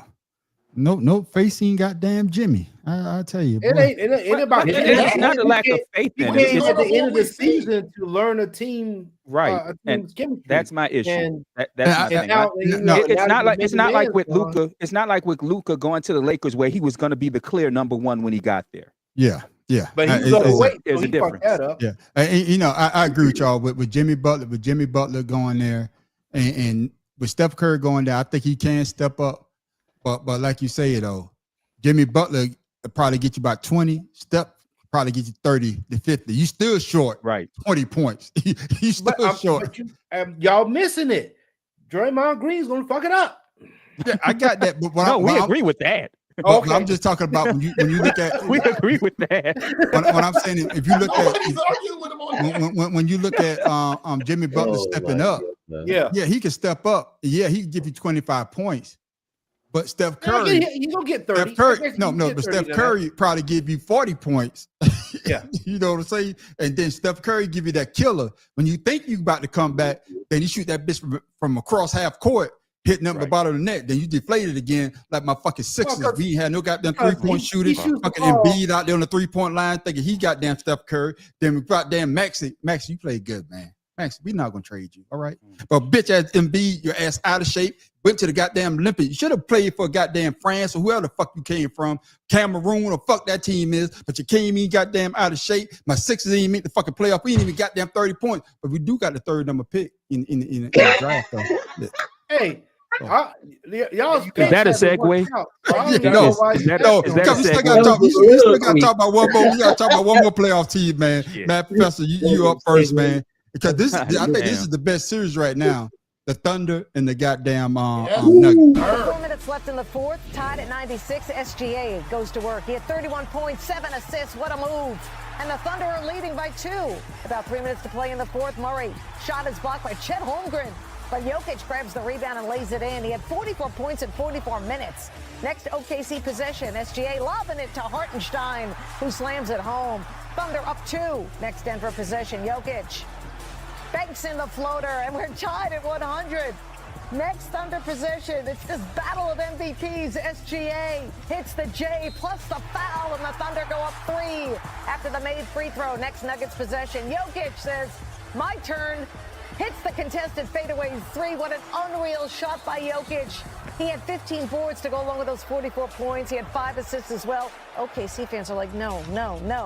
We're tied. Next Thunder possession. Jalen Williams drains a corner 3, and there was much rejoicing as the Thunder go up 3. Under a minute to play, same score. SGA says, enough is enough. This is over. Shai Gilgeous-Alexander, 6 boards, 7 assists with those 31 points, and the Thunder take a 3-2 series lead, winning at home over Denver. Matt Professor, I'm coming to you first. How impressed are you about them young guns down there with Oklahoma Thunders to be able to come back and win that game? Well, that's the team we all said coming into the playoffs is the most dangerous team in the playoffs right now. We all said that. So I'm not shocked that they're doing this, to be perfectly honest. The only thing I want to see is if this shit gonna go to a game 7 or not. I don't want to see. That's what I want to see. And that's why I say this the kind of series that's gonna come down to the last 2 possessions. Yeah, and that's why I say, I know we talked about Anthony Edwards and we talked about John Morant, but this guy SGA, this guy quiet. goes out there, play the basketball game the way he's supposed to, and make you know what? I was going to bring him up during our discussion of Ant, but I knew we were talking about this later on. But yeah, he could easily be the face of the league because he's not demanding it. He's not demanding it. He let it come to him on the court. Yeah, and then that one year that who won it? Either Embiid won MVP or was it Jokic? SGA won that MVP that year, in my opinion. I can't remember what year that was, but SGA he had the best. He had the best year. But Tim Dog, those young guns, how impressed are you with the Thunders coming back against a championship team now? That's not a scrub team. That's a championship team against the Nuggets, in your opinion. Man, I am thoroughly impressed because I was thinking that not that they would fold because they don't have the experience, whereas Denver, they've been there, done that like Boston, but just like Cleveland, OKC has not like Cleveland. I'll take that back. OKC, unlike Cleveland, have a roster of players that can produce. And I always say that it's come down to experience, but OKC, they look like they handling their own. Even though Jokic got 44 and 15 yesterday, I don't see them trying to stop Jokic when they go back home. So yeah, I see this going 7, but OKC, they impressed me tremendously. Chacha, your thoughts on them young guns down there at OKC? They are who we thought they were. And we let them off the hook. I'm just calling it like it is. Yeah. Listen, man, that boy, that boy on that team, I don't know his name. He was injured, I think, and then he came into the game. Second. Got the dreads or got the ponytail, the dreads and the ponytail. What's his name? Yeah. Jay Williams. Is that Jay him? Williams. He's impressed me this season. His game has gotten tremendously better. I mean, his off the dribble, cutting to the hole, finding the moving without the ball. Man, he makes SGA work easy. So I'm man, let me tell you, I've been watching this series. I haven't missed a game of this series because I thoroughly enjoy watching these guys play against each other. I say that too, man. This is probably the best series. The other ones, they're decent, but this has been the best series for me because they going back and forth. SGA showing that he can be an MVP, and just like you say, Matt Professor can be the face of the league. And then, of course, the Joker. Like I said, I hate a big man shooting threes, but when you own, you can get him like that, you get him like that. But it's 2-inch vertical. So Pharaoh, Pharaoh. Yeah. Your thoughts on this game, and of course those young guns down there in OKC. You said it, man, on the street. Both teams got big men. Yeah. Both teams got big men. And I believe one of these two teams will be the champion, depending on who pulls it out. They'll be the NBA champions because they have big men that can play. And there's no other team that has those because everybody's small. Yep. So, with that being said, we all got Oklahoma. I'm pretty sure we all got Oklahoma winning it all. But I mean, Denver. Well, now. In the beginning we said that. Yeah, no, I think OKC is the number 1 seed. I think they're the number 1 seed in the West, right? Overall, they're number 1 overall. Yeah. Right. But I'm just saying they both teams got big men. They play well off the ball, dribbling, rebound, whatever. They're the best two teams I've seen. Mm-hmm. Yeah, they're the best two teams. And that takes us to my next question. There, Shot. I want you to answer this first. Will Russell Westbrook be the scapegoat if the Nuggets don't advance to the Western Conference Finals? Why are you picking on that dude, man? I ain't picking on. I'm just being honest because people are already starting to say the shit. Yeah, that's what I'm saying. Really? So, Shot, I'm getting your first shot at it. No, he's not going to be the scapegoat. The fact of the matter is, come on, man. Come on, man. Like, for real. Is there anybody out there that's sitting here thinking, Russell Westbrook going to be the big difference? No. That dude is high energy, man. He is high energy, but the fact of the matter is, Russell Westbrook is going to be Russell Westbrook. Yeah. I got that, but Matt Preston, you just say the question is, will he be the scapegoat? No, that's what I'm saying because they're about to say it. Go ahead. That's what pisses me off about that question. They put Russell Westbrook on teams over and over and over. Yeah. Act like he's the number 1 fucking problem when no one ever has a problem with him on the team. Exactly. It's only people on the outside. Only people on the outside have issues with him. And Matt Preston, they make it seem that he's the first option. Right. But and the thing of it is, he's used to being the first option, but you can see his last 3 years, he's been dialing that shit back. The back, yeah. He's definitely dealt it back with the Nuggets because all you see is Murray, Jokic, and that's what I'm about to say.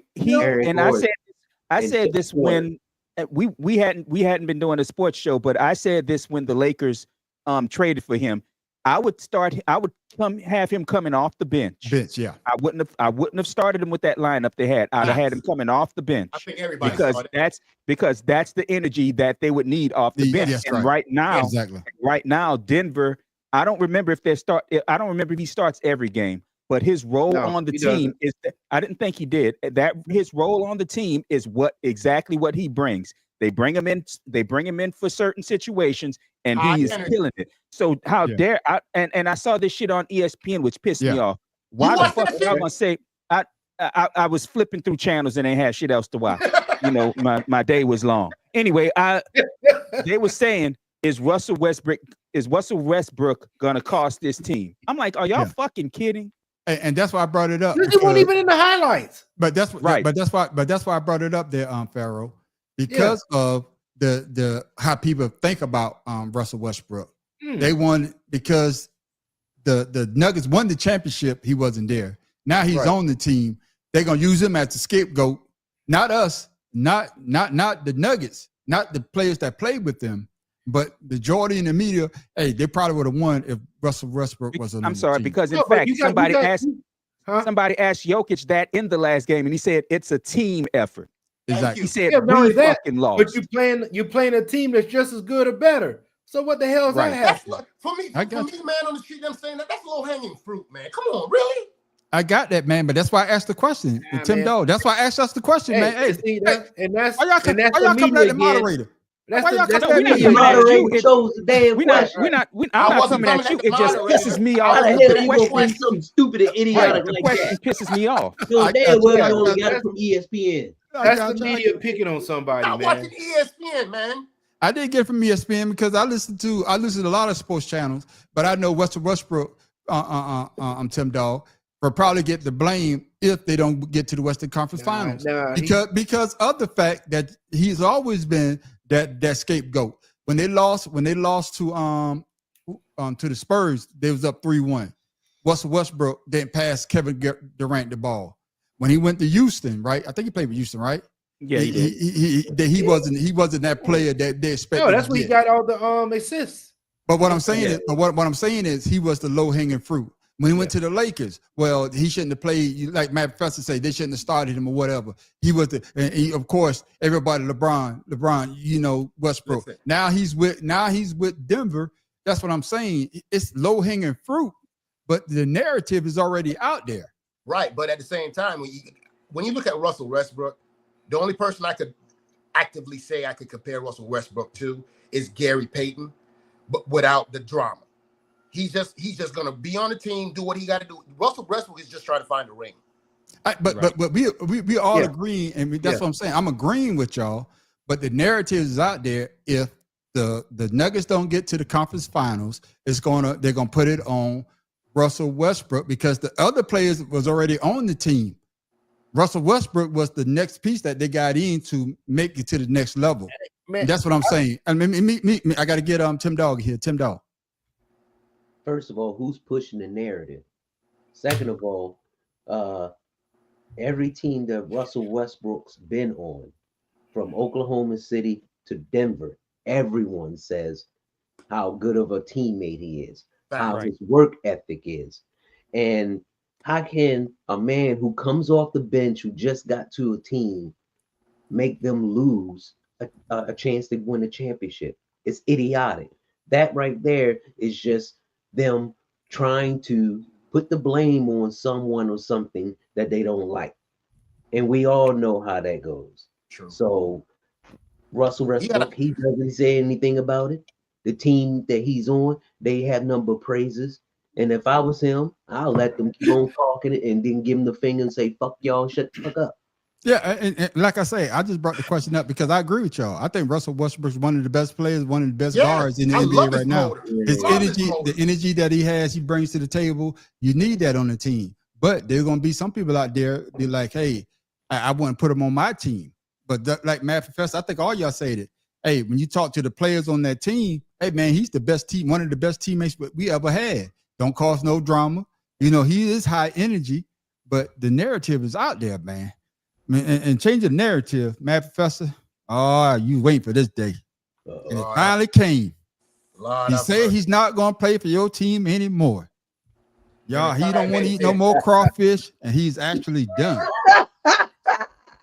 Oh shit. Hit the wrong button, but here comes the video.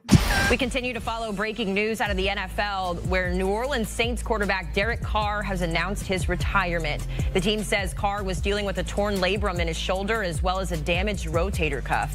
Carr was a second-round pick by the Raiders back in 2014, and he spent the past 2 seasons in New Orleans.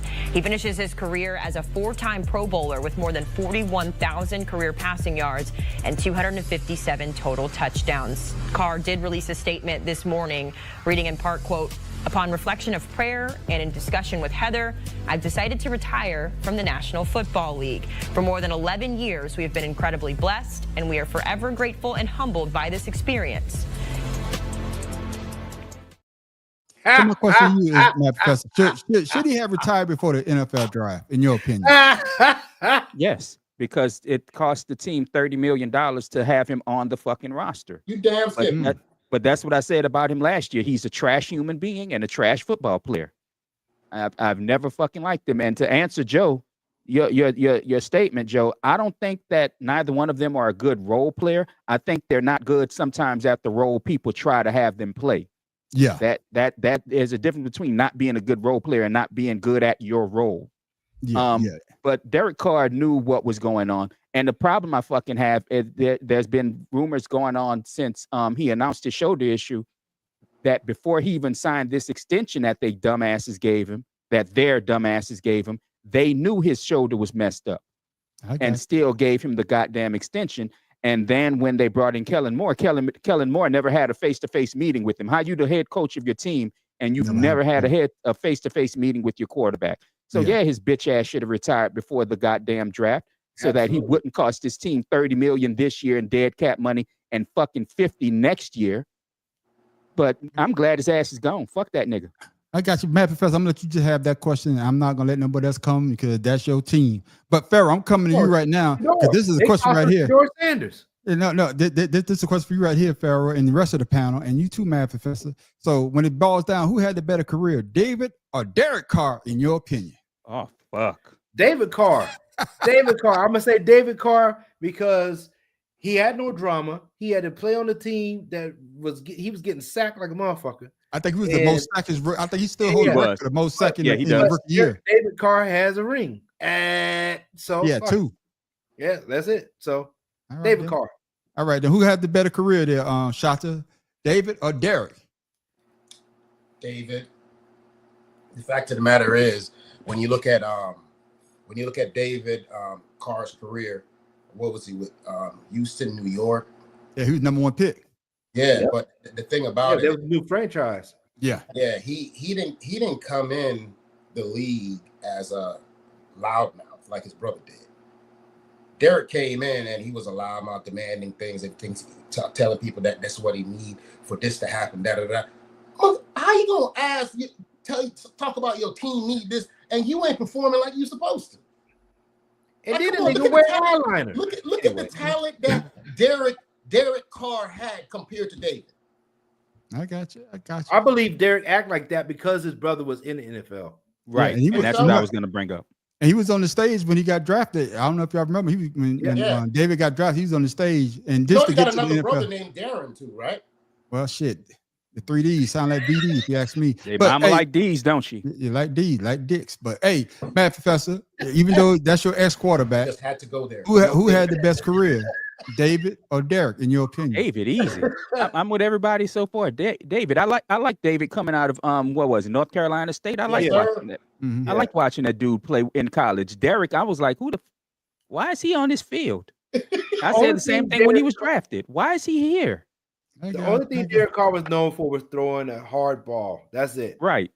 All right. He had no touch. He had no touch. All right. Well, Tim Dog, is it going to be a clean sweep? Who you rather have? Who had the better career, David or Derek? in your opinion? Brooms, get the brooms. To me, Derek, I didn't know what the hell you said at first. He's I all thought you said get the mushrooms, but shit. no, David, he was humble. Like when especially when he's with Houston, he had no choice because his ass was always on the ground more than anything. But Yeah. Hey, and that's the year that they drafted that number one tackle too that got his ass tossed up every game. Yeah. Oh Yeah. shit. Yeah. I agree. What's the score there, Matt Professor? oh, Boston, 81-68 Boston. Boston. Oh shit. We going back Yeah, to we going back to the Garden. Madison Square gonna be a mother. Madison Square gonna be a motherfucker. I'm telling you, Boston, they gonna win this. I said they may win this one, but they not gonna win the series. No, man. NBA want their money, man. Get out of here. But like Joe said earlier, Joe said that Knicks only need to win one. Yeah. The Sixers have to win 3 in a row. And we said this before when I brought it up with the with Juju. Your team get up because your teammate went down. But then after that game, you won the next game, but the next game, that's when the it's almost like Porzingis throwing in a whole 1 point.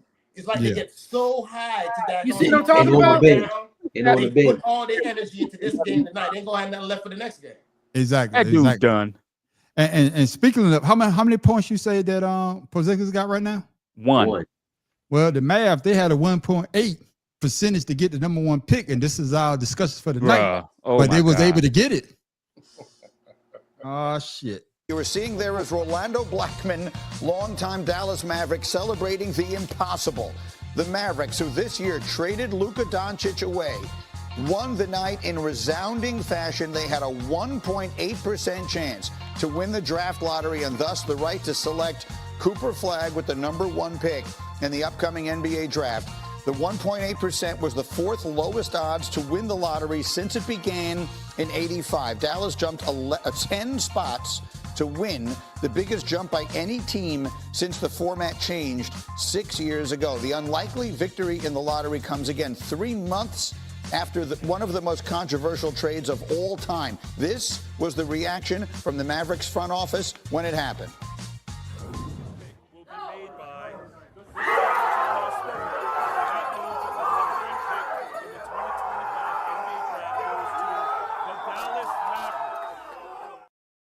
Shout to you, remember that scene? Because I think 85 and when y'all got Patrick Ewing for the Knicks. I mean, the shit was fixed for y'all to get Patrick Ewing. So the question is, listen, bro. Hold on, let me get my question out.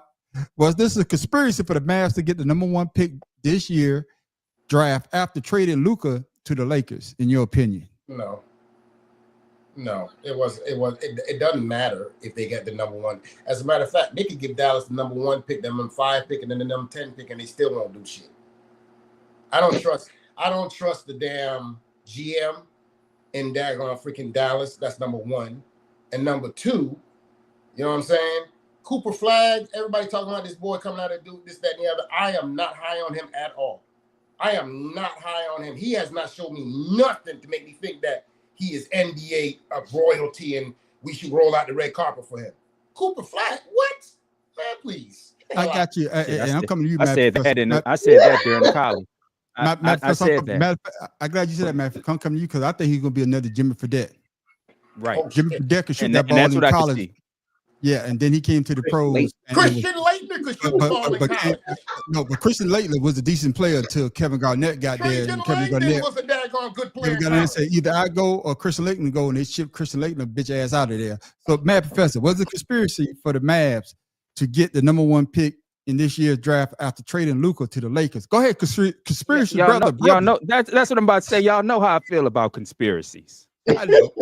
Y'all know how, because, and then I saw something earlier today about trades that happen in the NBA and how the team that trades the most away get a number 1 pick. During the lottery, they brought up the Pelicans twice with Chris Paul and losing Anthony Davis. Yeah, damn, sure did. Both times they got the number 1 pick, and I forgot the last couple teams that did it short of Dallas this year. My only issue with Dallas this year and everybody, and what feeds into the conspiracy is, yes, Dallas gave away Luka, but they got the best two-way player in the league in Anthony Davis in the trade.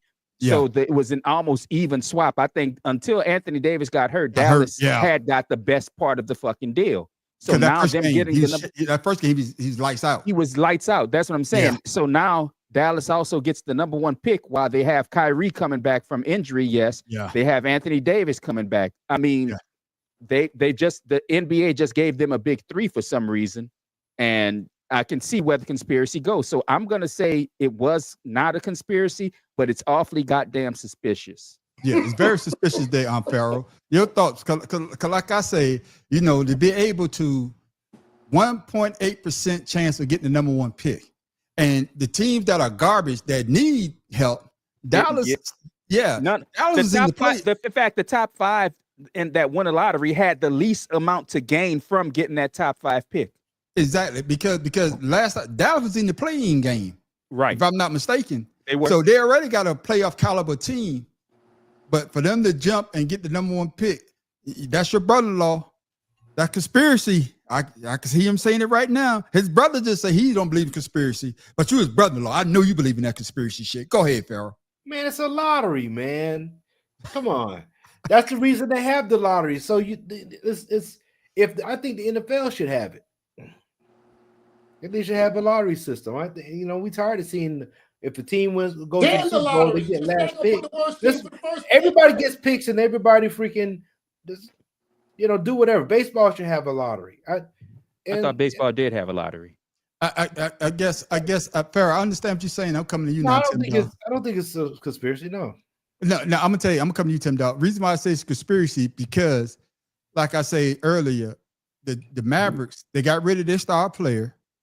Now, 1.8% chance. They already got a playoff caliber team, barring injuries. They got a playoffs team. The Pelicans need somebody else to help them over. Who else is my bitch ass? So who had the highest percentage? Let's ask that question. I forgot who it was. Pelicans and 76ers. The Wizards. The Wizards. The Wizards, they need some help down there in Washington. But it's a lottery system, right? So what it is, did the Wizards have more chips in the bag than the Yes. That's the point. Is that how it works? The teams with the highest percentage to win the lottery gets the most amount of balls in the hopper. That's how it works. Yeah. Wow, shit, man. They had the heavier ball. That's what it was. I get it now. Yeah. So like Mad Professor Tim Dog, the team with the most balls in it is the team that didn't get number 1. There you go.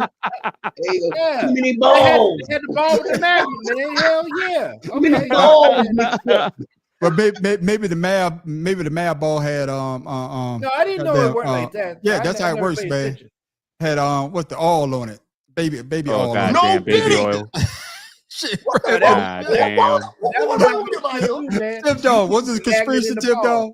Tim Dog, what's the conspiracy, man? It's not a conspiracy, but you know, because of the odds and everything, people want to say it is.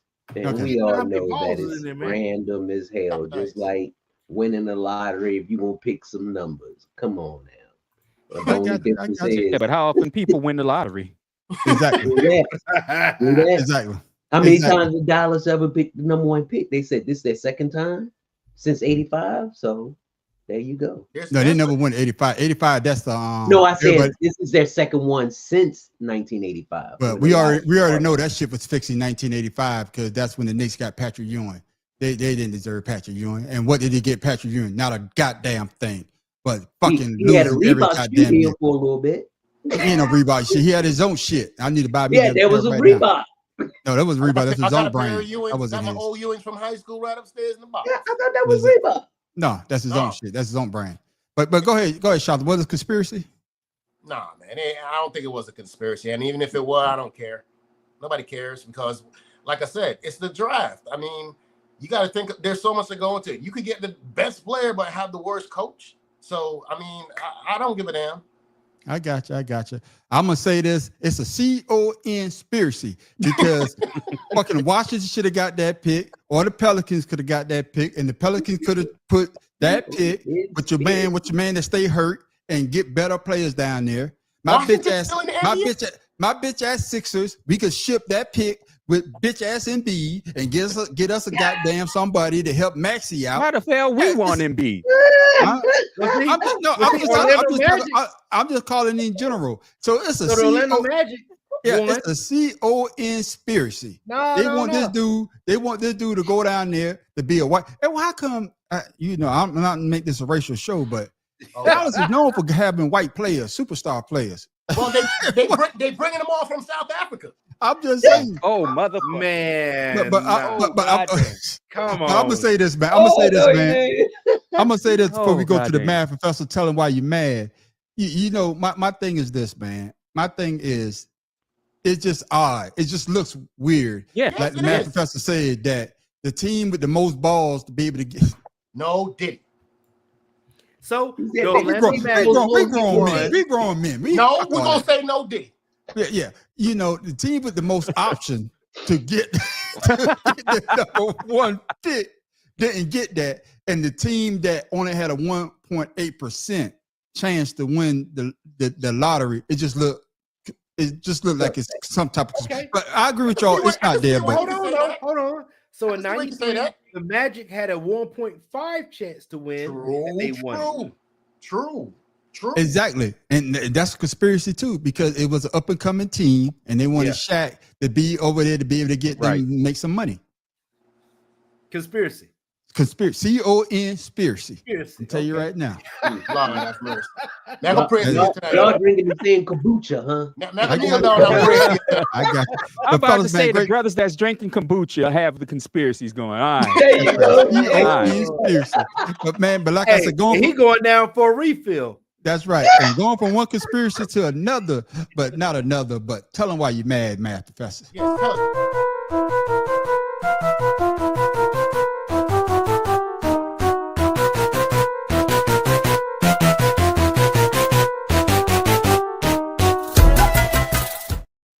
Math professor, why you mad this week, my brother? Okay, it's two things. Okay, it's one of them's dealing with the NFL schedule. Yep. Why in the blue fuck is one of the first games of the year, the Chiefs and Chargers in fucking Brazil? Right. Why? Right. Are you serious? I understand y'all want to make money out the ass from poor people that live in Brazil, because Brazil is a rather poor country. But why the fuck these two teams have to open up on the road? I don't give a fuck if you say one of them is a home game. Why these two teams got to open up on the road in fucking Brazil? That makes no goddamn sense. Number one. Two, you assholes who going, wow, Shedeur Sanders impressed at minicamp. No shit. No shit. He looked better than Dylan, whatever the fuck the guy's name is. They that's a surprise. No shit. They play no defense.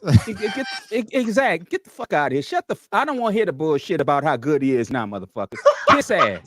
Kiss ass. Listen, ladies and gentlemen. Can I caveat on that? Go ahead. Shoot. Because I'm mad too.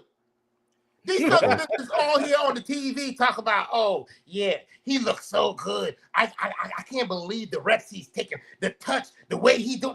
Bitch, you the one that talked about he wasn't worth it. Y'all let him fall to the 5th round. You know what? I hope the Browns whoop every last one of y'all asses this year.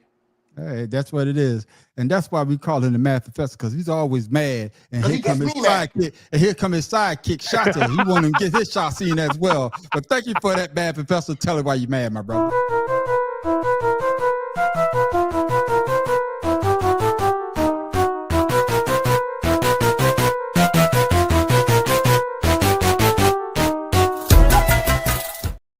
Hey, I got one more to add to that one too. Shit, here come another ad.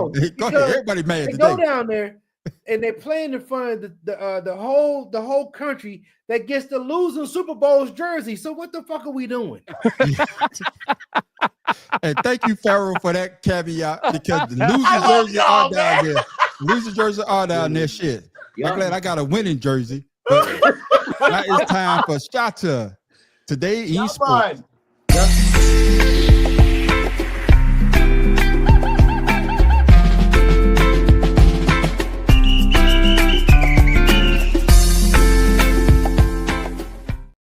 Shata, what you got for us today in sports? Watch it, everybody. Man, have a look at something. See, that was talking about the baseball earlier.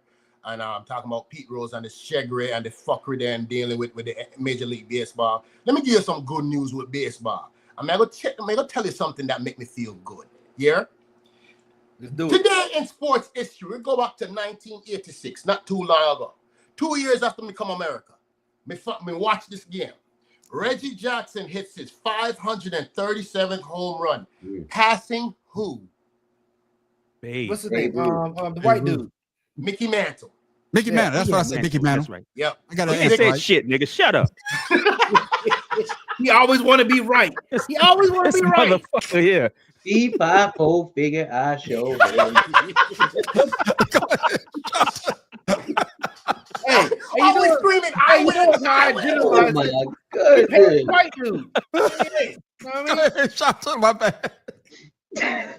But just to let y'all know, yeah, he passed out. He passed on Mickey Mantle for 6th place on the all-time list. And if you do your research, there's some other players that came afterwards that were just as good as well. But Reggie Jackson, if y'all don't know about him, was a big civil rights kind of guy. And if you've been watching sports, was it last year when they interviewed him when he literally pulled the wool off everybody's eyes, was like, nah, y'all don't realize what we went through. Yeah, last year during the race, they asked him on ESPN. And I loved it. Yeah, I loved it too. Yeah. Oh man, that was most beautiful. And I loved Reggie Jackson before that, but that just endeared me to him more to be able to tell the nation that want to go ahead and act like these guys had it easy back then. They had to play baseball, got to go to practice, and had to deal with racism and bullshit every single day. They still dealing with it, Shada. Yeah, they're still dealing with it because they go get the dang Hispanics that look like us for a cheaper price. So they're still doing it. Yes. I got you. Yes. But thank you for that, man. What he said. See, I'm about to say Mad Professor because y'all two intertwined with y'all shit. But thank you for that, goddamn it. Shata for this today in sports.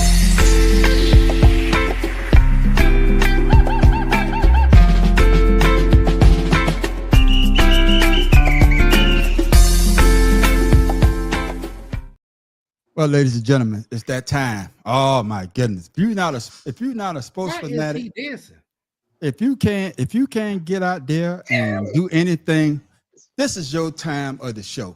We call this Weird Sports. Oh, you know how many people sign on just to watch this?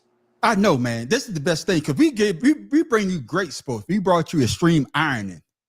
We brought you snail racing, roast racing, bicycle soccer.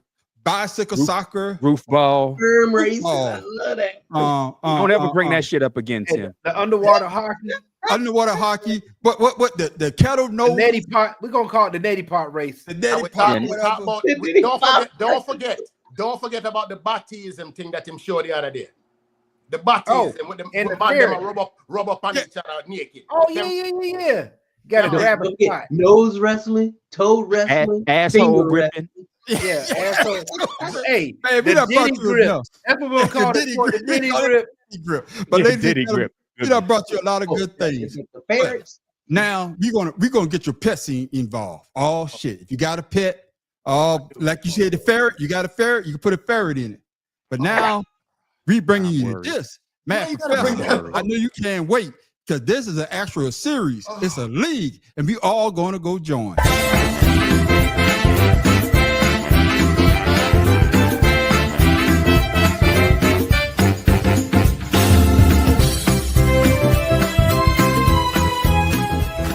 Seen it all.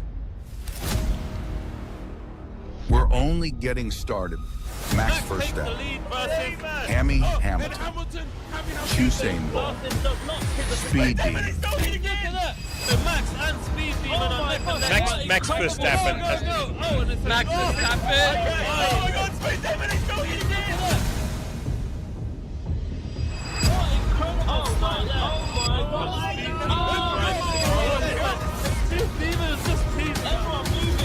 This is the Hamster Racing League.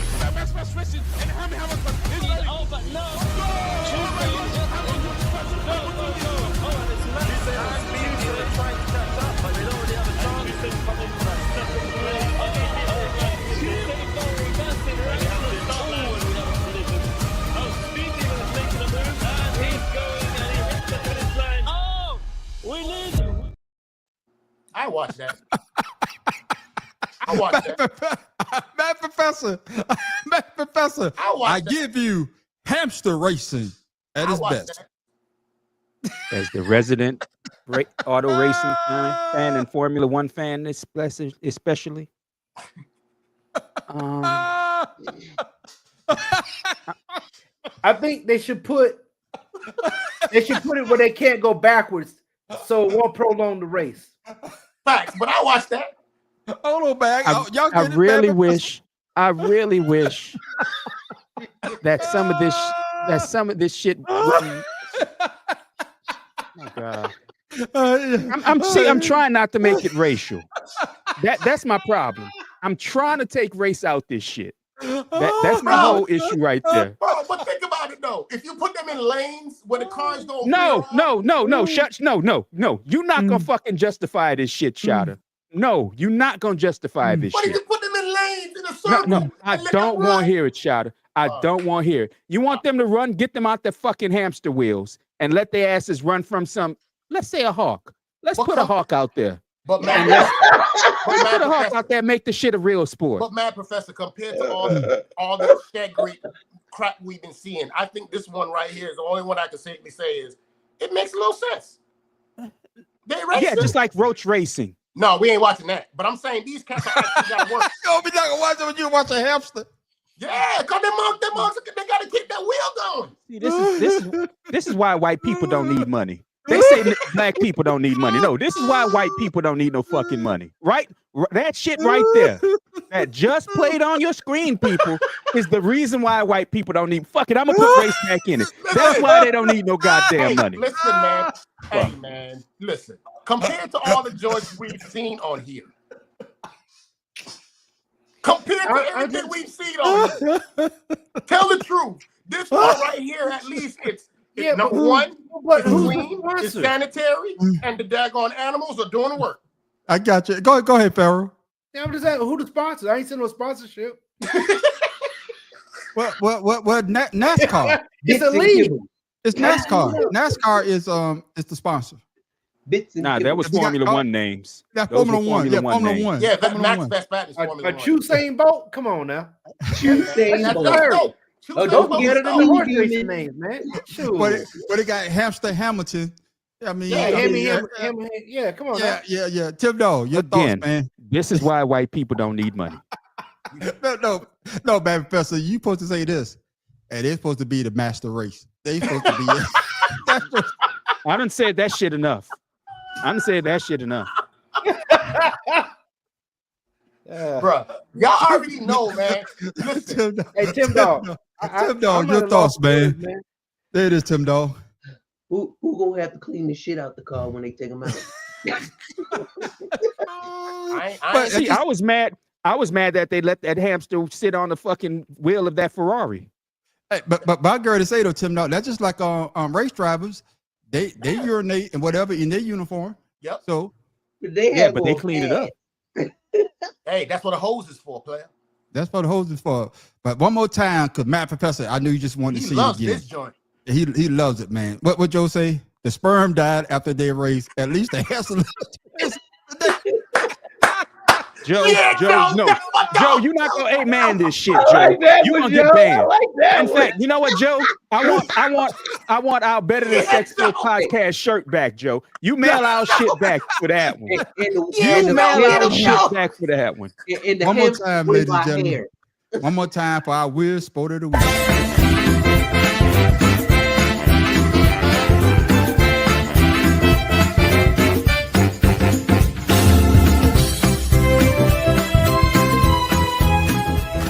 Seen it all.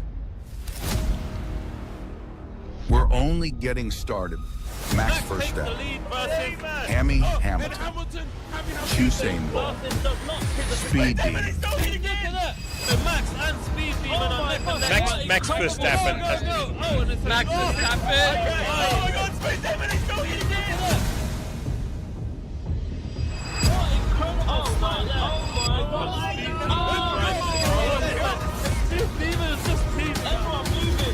This is the Hamster Racing League.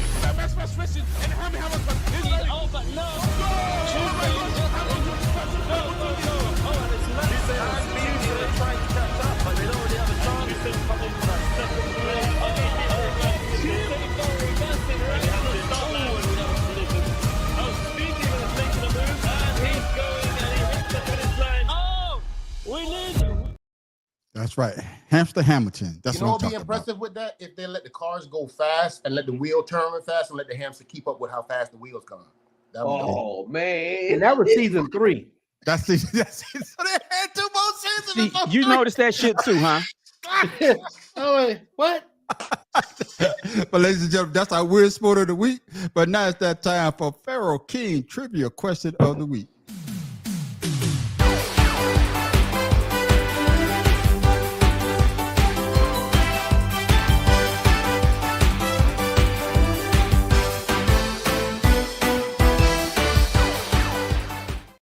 Okay, what you got for us this week, my brother? All right, this is in honor of NBA playoff basketball. All right now. And what are the only 2 franchises with a longer after conference final drop than the Knicks? Indiana Pacers. Philadelphia 76ers. 76ers is 1. 76ers is 1. Trust me. 76ers is 1. I'll say Utah Jazz. Since 2000? Since Did they have to 2000? Portland 2000. Trailblazers. No, Nah, man. no, It's no. Yeah. No. franchise longer active conference final. Yeah, Indiana Pacers. Minnesota. 76ers. Nope. The Timberwolves and I would say Orlando. Didn't Minnesota get to the conference finals last year? Yes, they did. 76ers. Not finals, conference finals, not the NBA finals. Pelicans is 1 because they've never been. Can't be the Pelicans. And can't 2000. They weren't a franchise yet. That's right. 2002. Okay. That's right. That's right. The Sixers and Houston. One of them should be obvious. Houston. But because I got that answer right. But one should be obvious if you guys really think about it. Houston. My brain hurting. Yeah. Phoenix, and yeah, that's it. Sixers and Phoenix. Mm-mm. No. Going to Phoenix.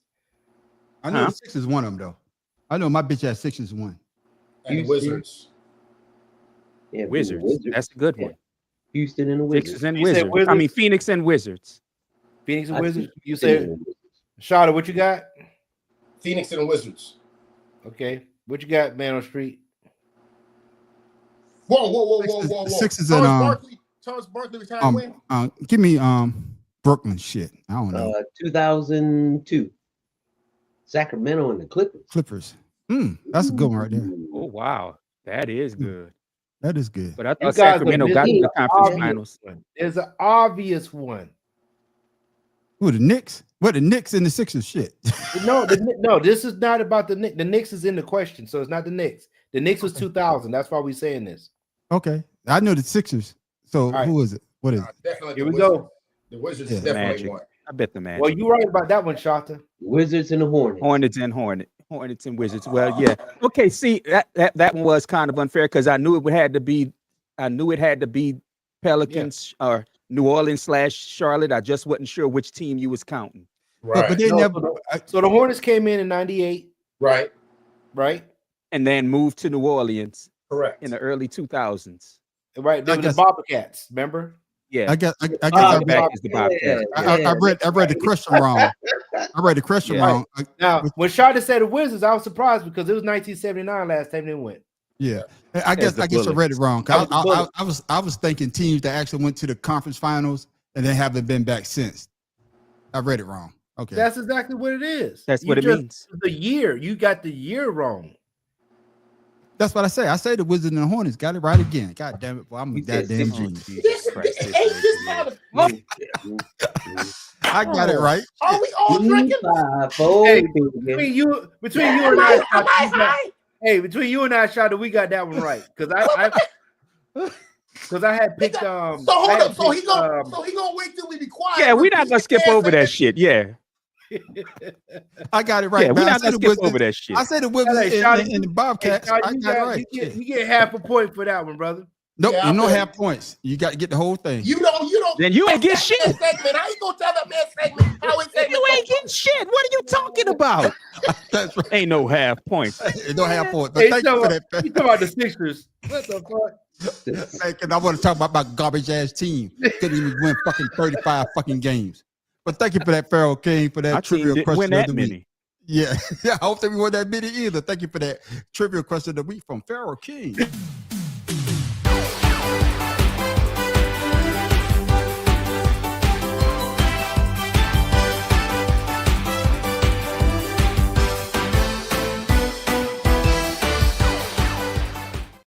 Ladies and gentlemen, before we The go, Hornets have never been to a conference final. nope. Damn, and I had just watched that thing on Muggsy Bogues the other day too, man. That's right. And I say the same thing, man. They had grandmama. I told y'all, man, Charlotte and the Wizards. Last time they won Somebody it, they hit won him the with championship. Pharaoh. Go You know hit what him with his microphone, please. But technically they're wrong because there was the Bullets before they came to Wizards. There wasn't the Wizards back then. That's what I said. We're not doing this with you. I said that. I said they were the Bullets before the Wizards, but they're the Wizards now. They're the Wizards now and still can't get no goddamn magic. They suck. It is what it is. It is what it is. But ladies and gentlemen, That's before why we I'm go, not a Wizards fan because the Exactly. name Wizards is even gay. Shit. yeah, just like the Commanders, but we're not talking about that. But ladies and gentlemen, you all like to give you Oh. something to think about, something funny, or better yet, where the fuck Black Tim people Dog just- get there from?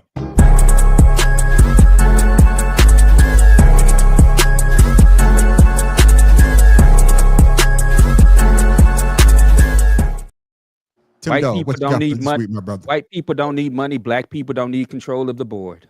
You playing Monopoly now, nigga? What the hell? Go ahead, Tim Dog. Oh man. Hey, we talking about reform here, police reform in prison. And there was a guy, his name is Stephen Havrica in Venice, Florida. 2000. Paprika. Yeah, Havrica. Not paprika, but half. No, Pat, but have. Yeah, take the P and add a H. The same difference. In 2021, he just up and killed a maid who was cleaning his room. He was staying at a hotel. And he comes out the room, he gets caught. He didn't go to trial or anything because they deemed him incompetent. This is 2021. Now, here we are, 2025, and he's competent now. And they're going to give him life in prison without parole. This man, oh my goodness, he had 19 felonies, 16 misdemeanors, and 10 misdemeanor charges, and was been to prison 4 times. Now, if the president talking about shipping people off, why can't we ship him off? Oh, I know why. I know why. He doesn't meet the criteria of being shipped off because he looks like him. Now, the hypocrisy here is that, you know, we don't hear about situations like this, but yet the president is going to pick and choose topics that he loves to talk about. And we all need to be aware of who we voting for in the next election. 2026 is not that far away. Things like this that go unnoticed, but yet, you know, we're immune to it. But yet, let something like this happen to one of us, we won't be in prison 4 times. It'll only take 1. Right. And the second one, we be in an electric chair. I got you. Oh, you be in El Salvador, but thank you for that, Tim Dog. For where the fuck you get that from?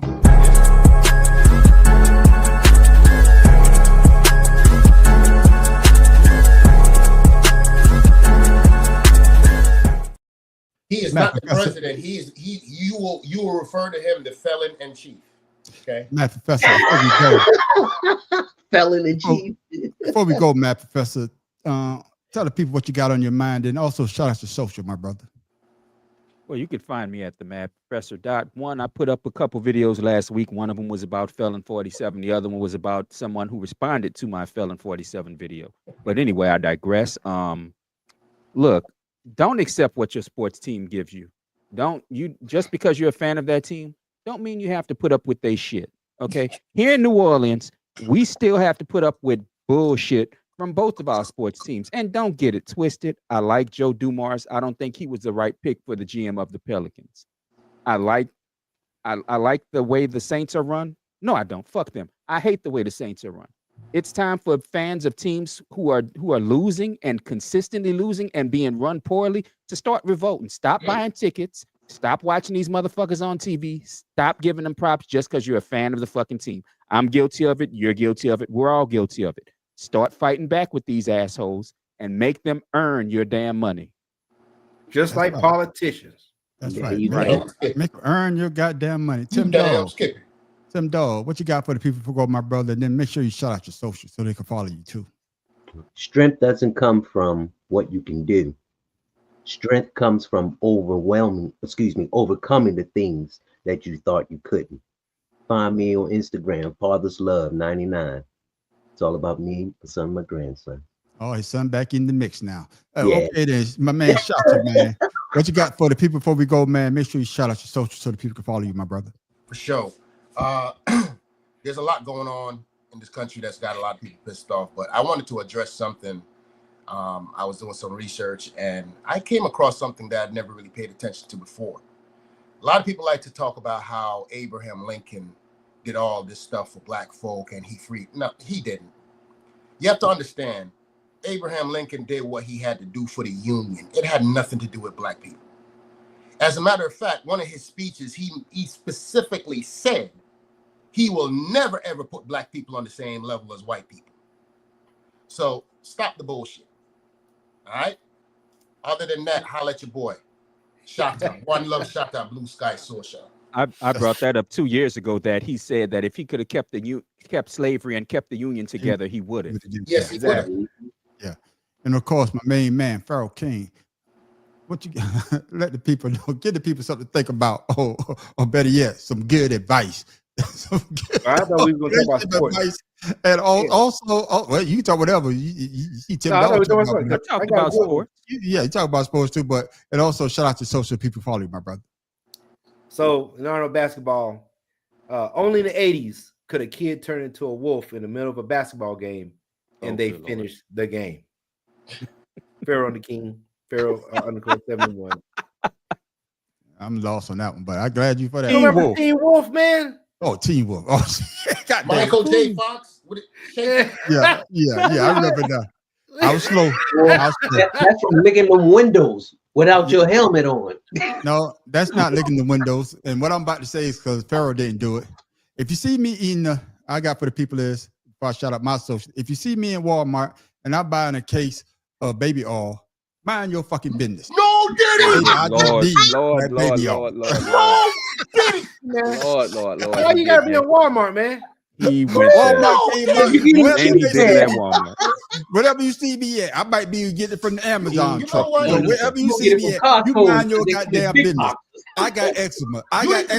And that's what we do over here. What you need to do is start drinking again. And also, you can find me, the Man on the Street at the Man on the Street Show on YouTube. You can also find us at the Better Than Sex Sports Podcast on YouTube and on Facebook as well. Make sure you tell a friend to tell a friend about us to come join us on Wednesday night at 7 o'clock. All we do is talk about sports. We have a good time doing it as well. We got another podcast we call Two Cigars in the Blunt on YouTube and Facebook. Make sure you subscribe to that channel. Man, we have good conversation. But after Two Cigars in the Blunt, we got the after show called Ashed Out. And like I tell people, man, that is the best part of my day on Friday because we talk about whatever we want to talk about. Sometimes it goes straight, sometimes it goes right, but 99.9% our show after show goes left.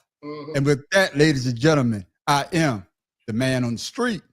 I want to shout out my son. He finally got his Associates of Science degree. So that's what's up. Right, down on his way to his fourth. So Pharaoh King. Tim Dog, be more careful. You was starting off right, Pharaoh underscore 71. You was right. Man, I'm all over the place. The mad professor in the boot. Shout out to Orlando. You see me shout down there. So follow me and no disrespect to all the people there. And once again, if you see me buying a case of baby oil, mind your fucking business. You worry what I'm doing in my house. You worry what the hell you doing in your I got a question. What size are the bottles? Listen, does it matter? I'm getting the liter size. I'm getting the liter size because we slipping and sliding over here. I'm gonna need you to put some of this stuff on Blue Sky because I'm not listening to these fools. We out.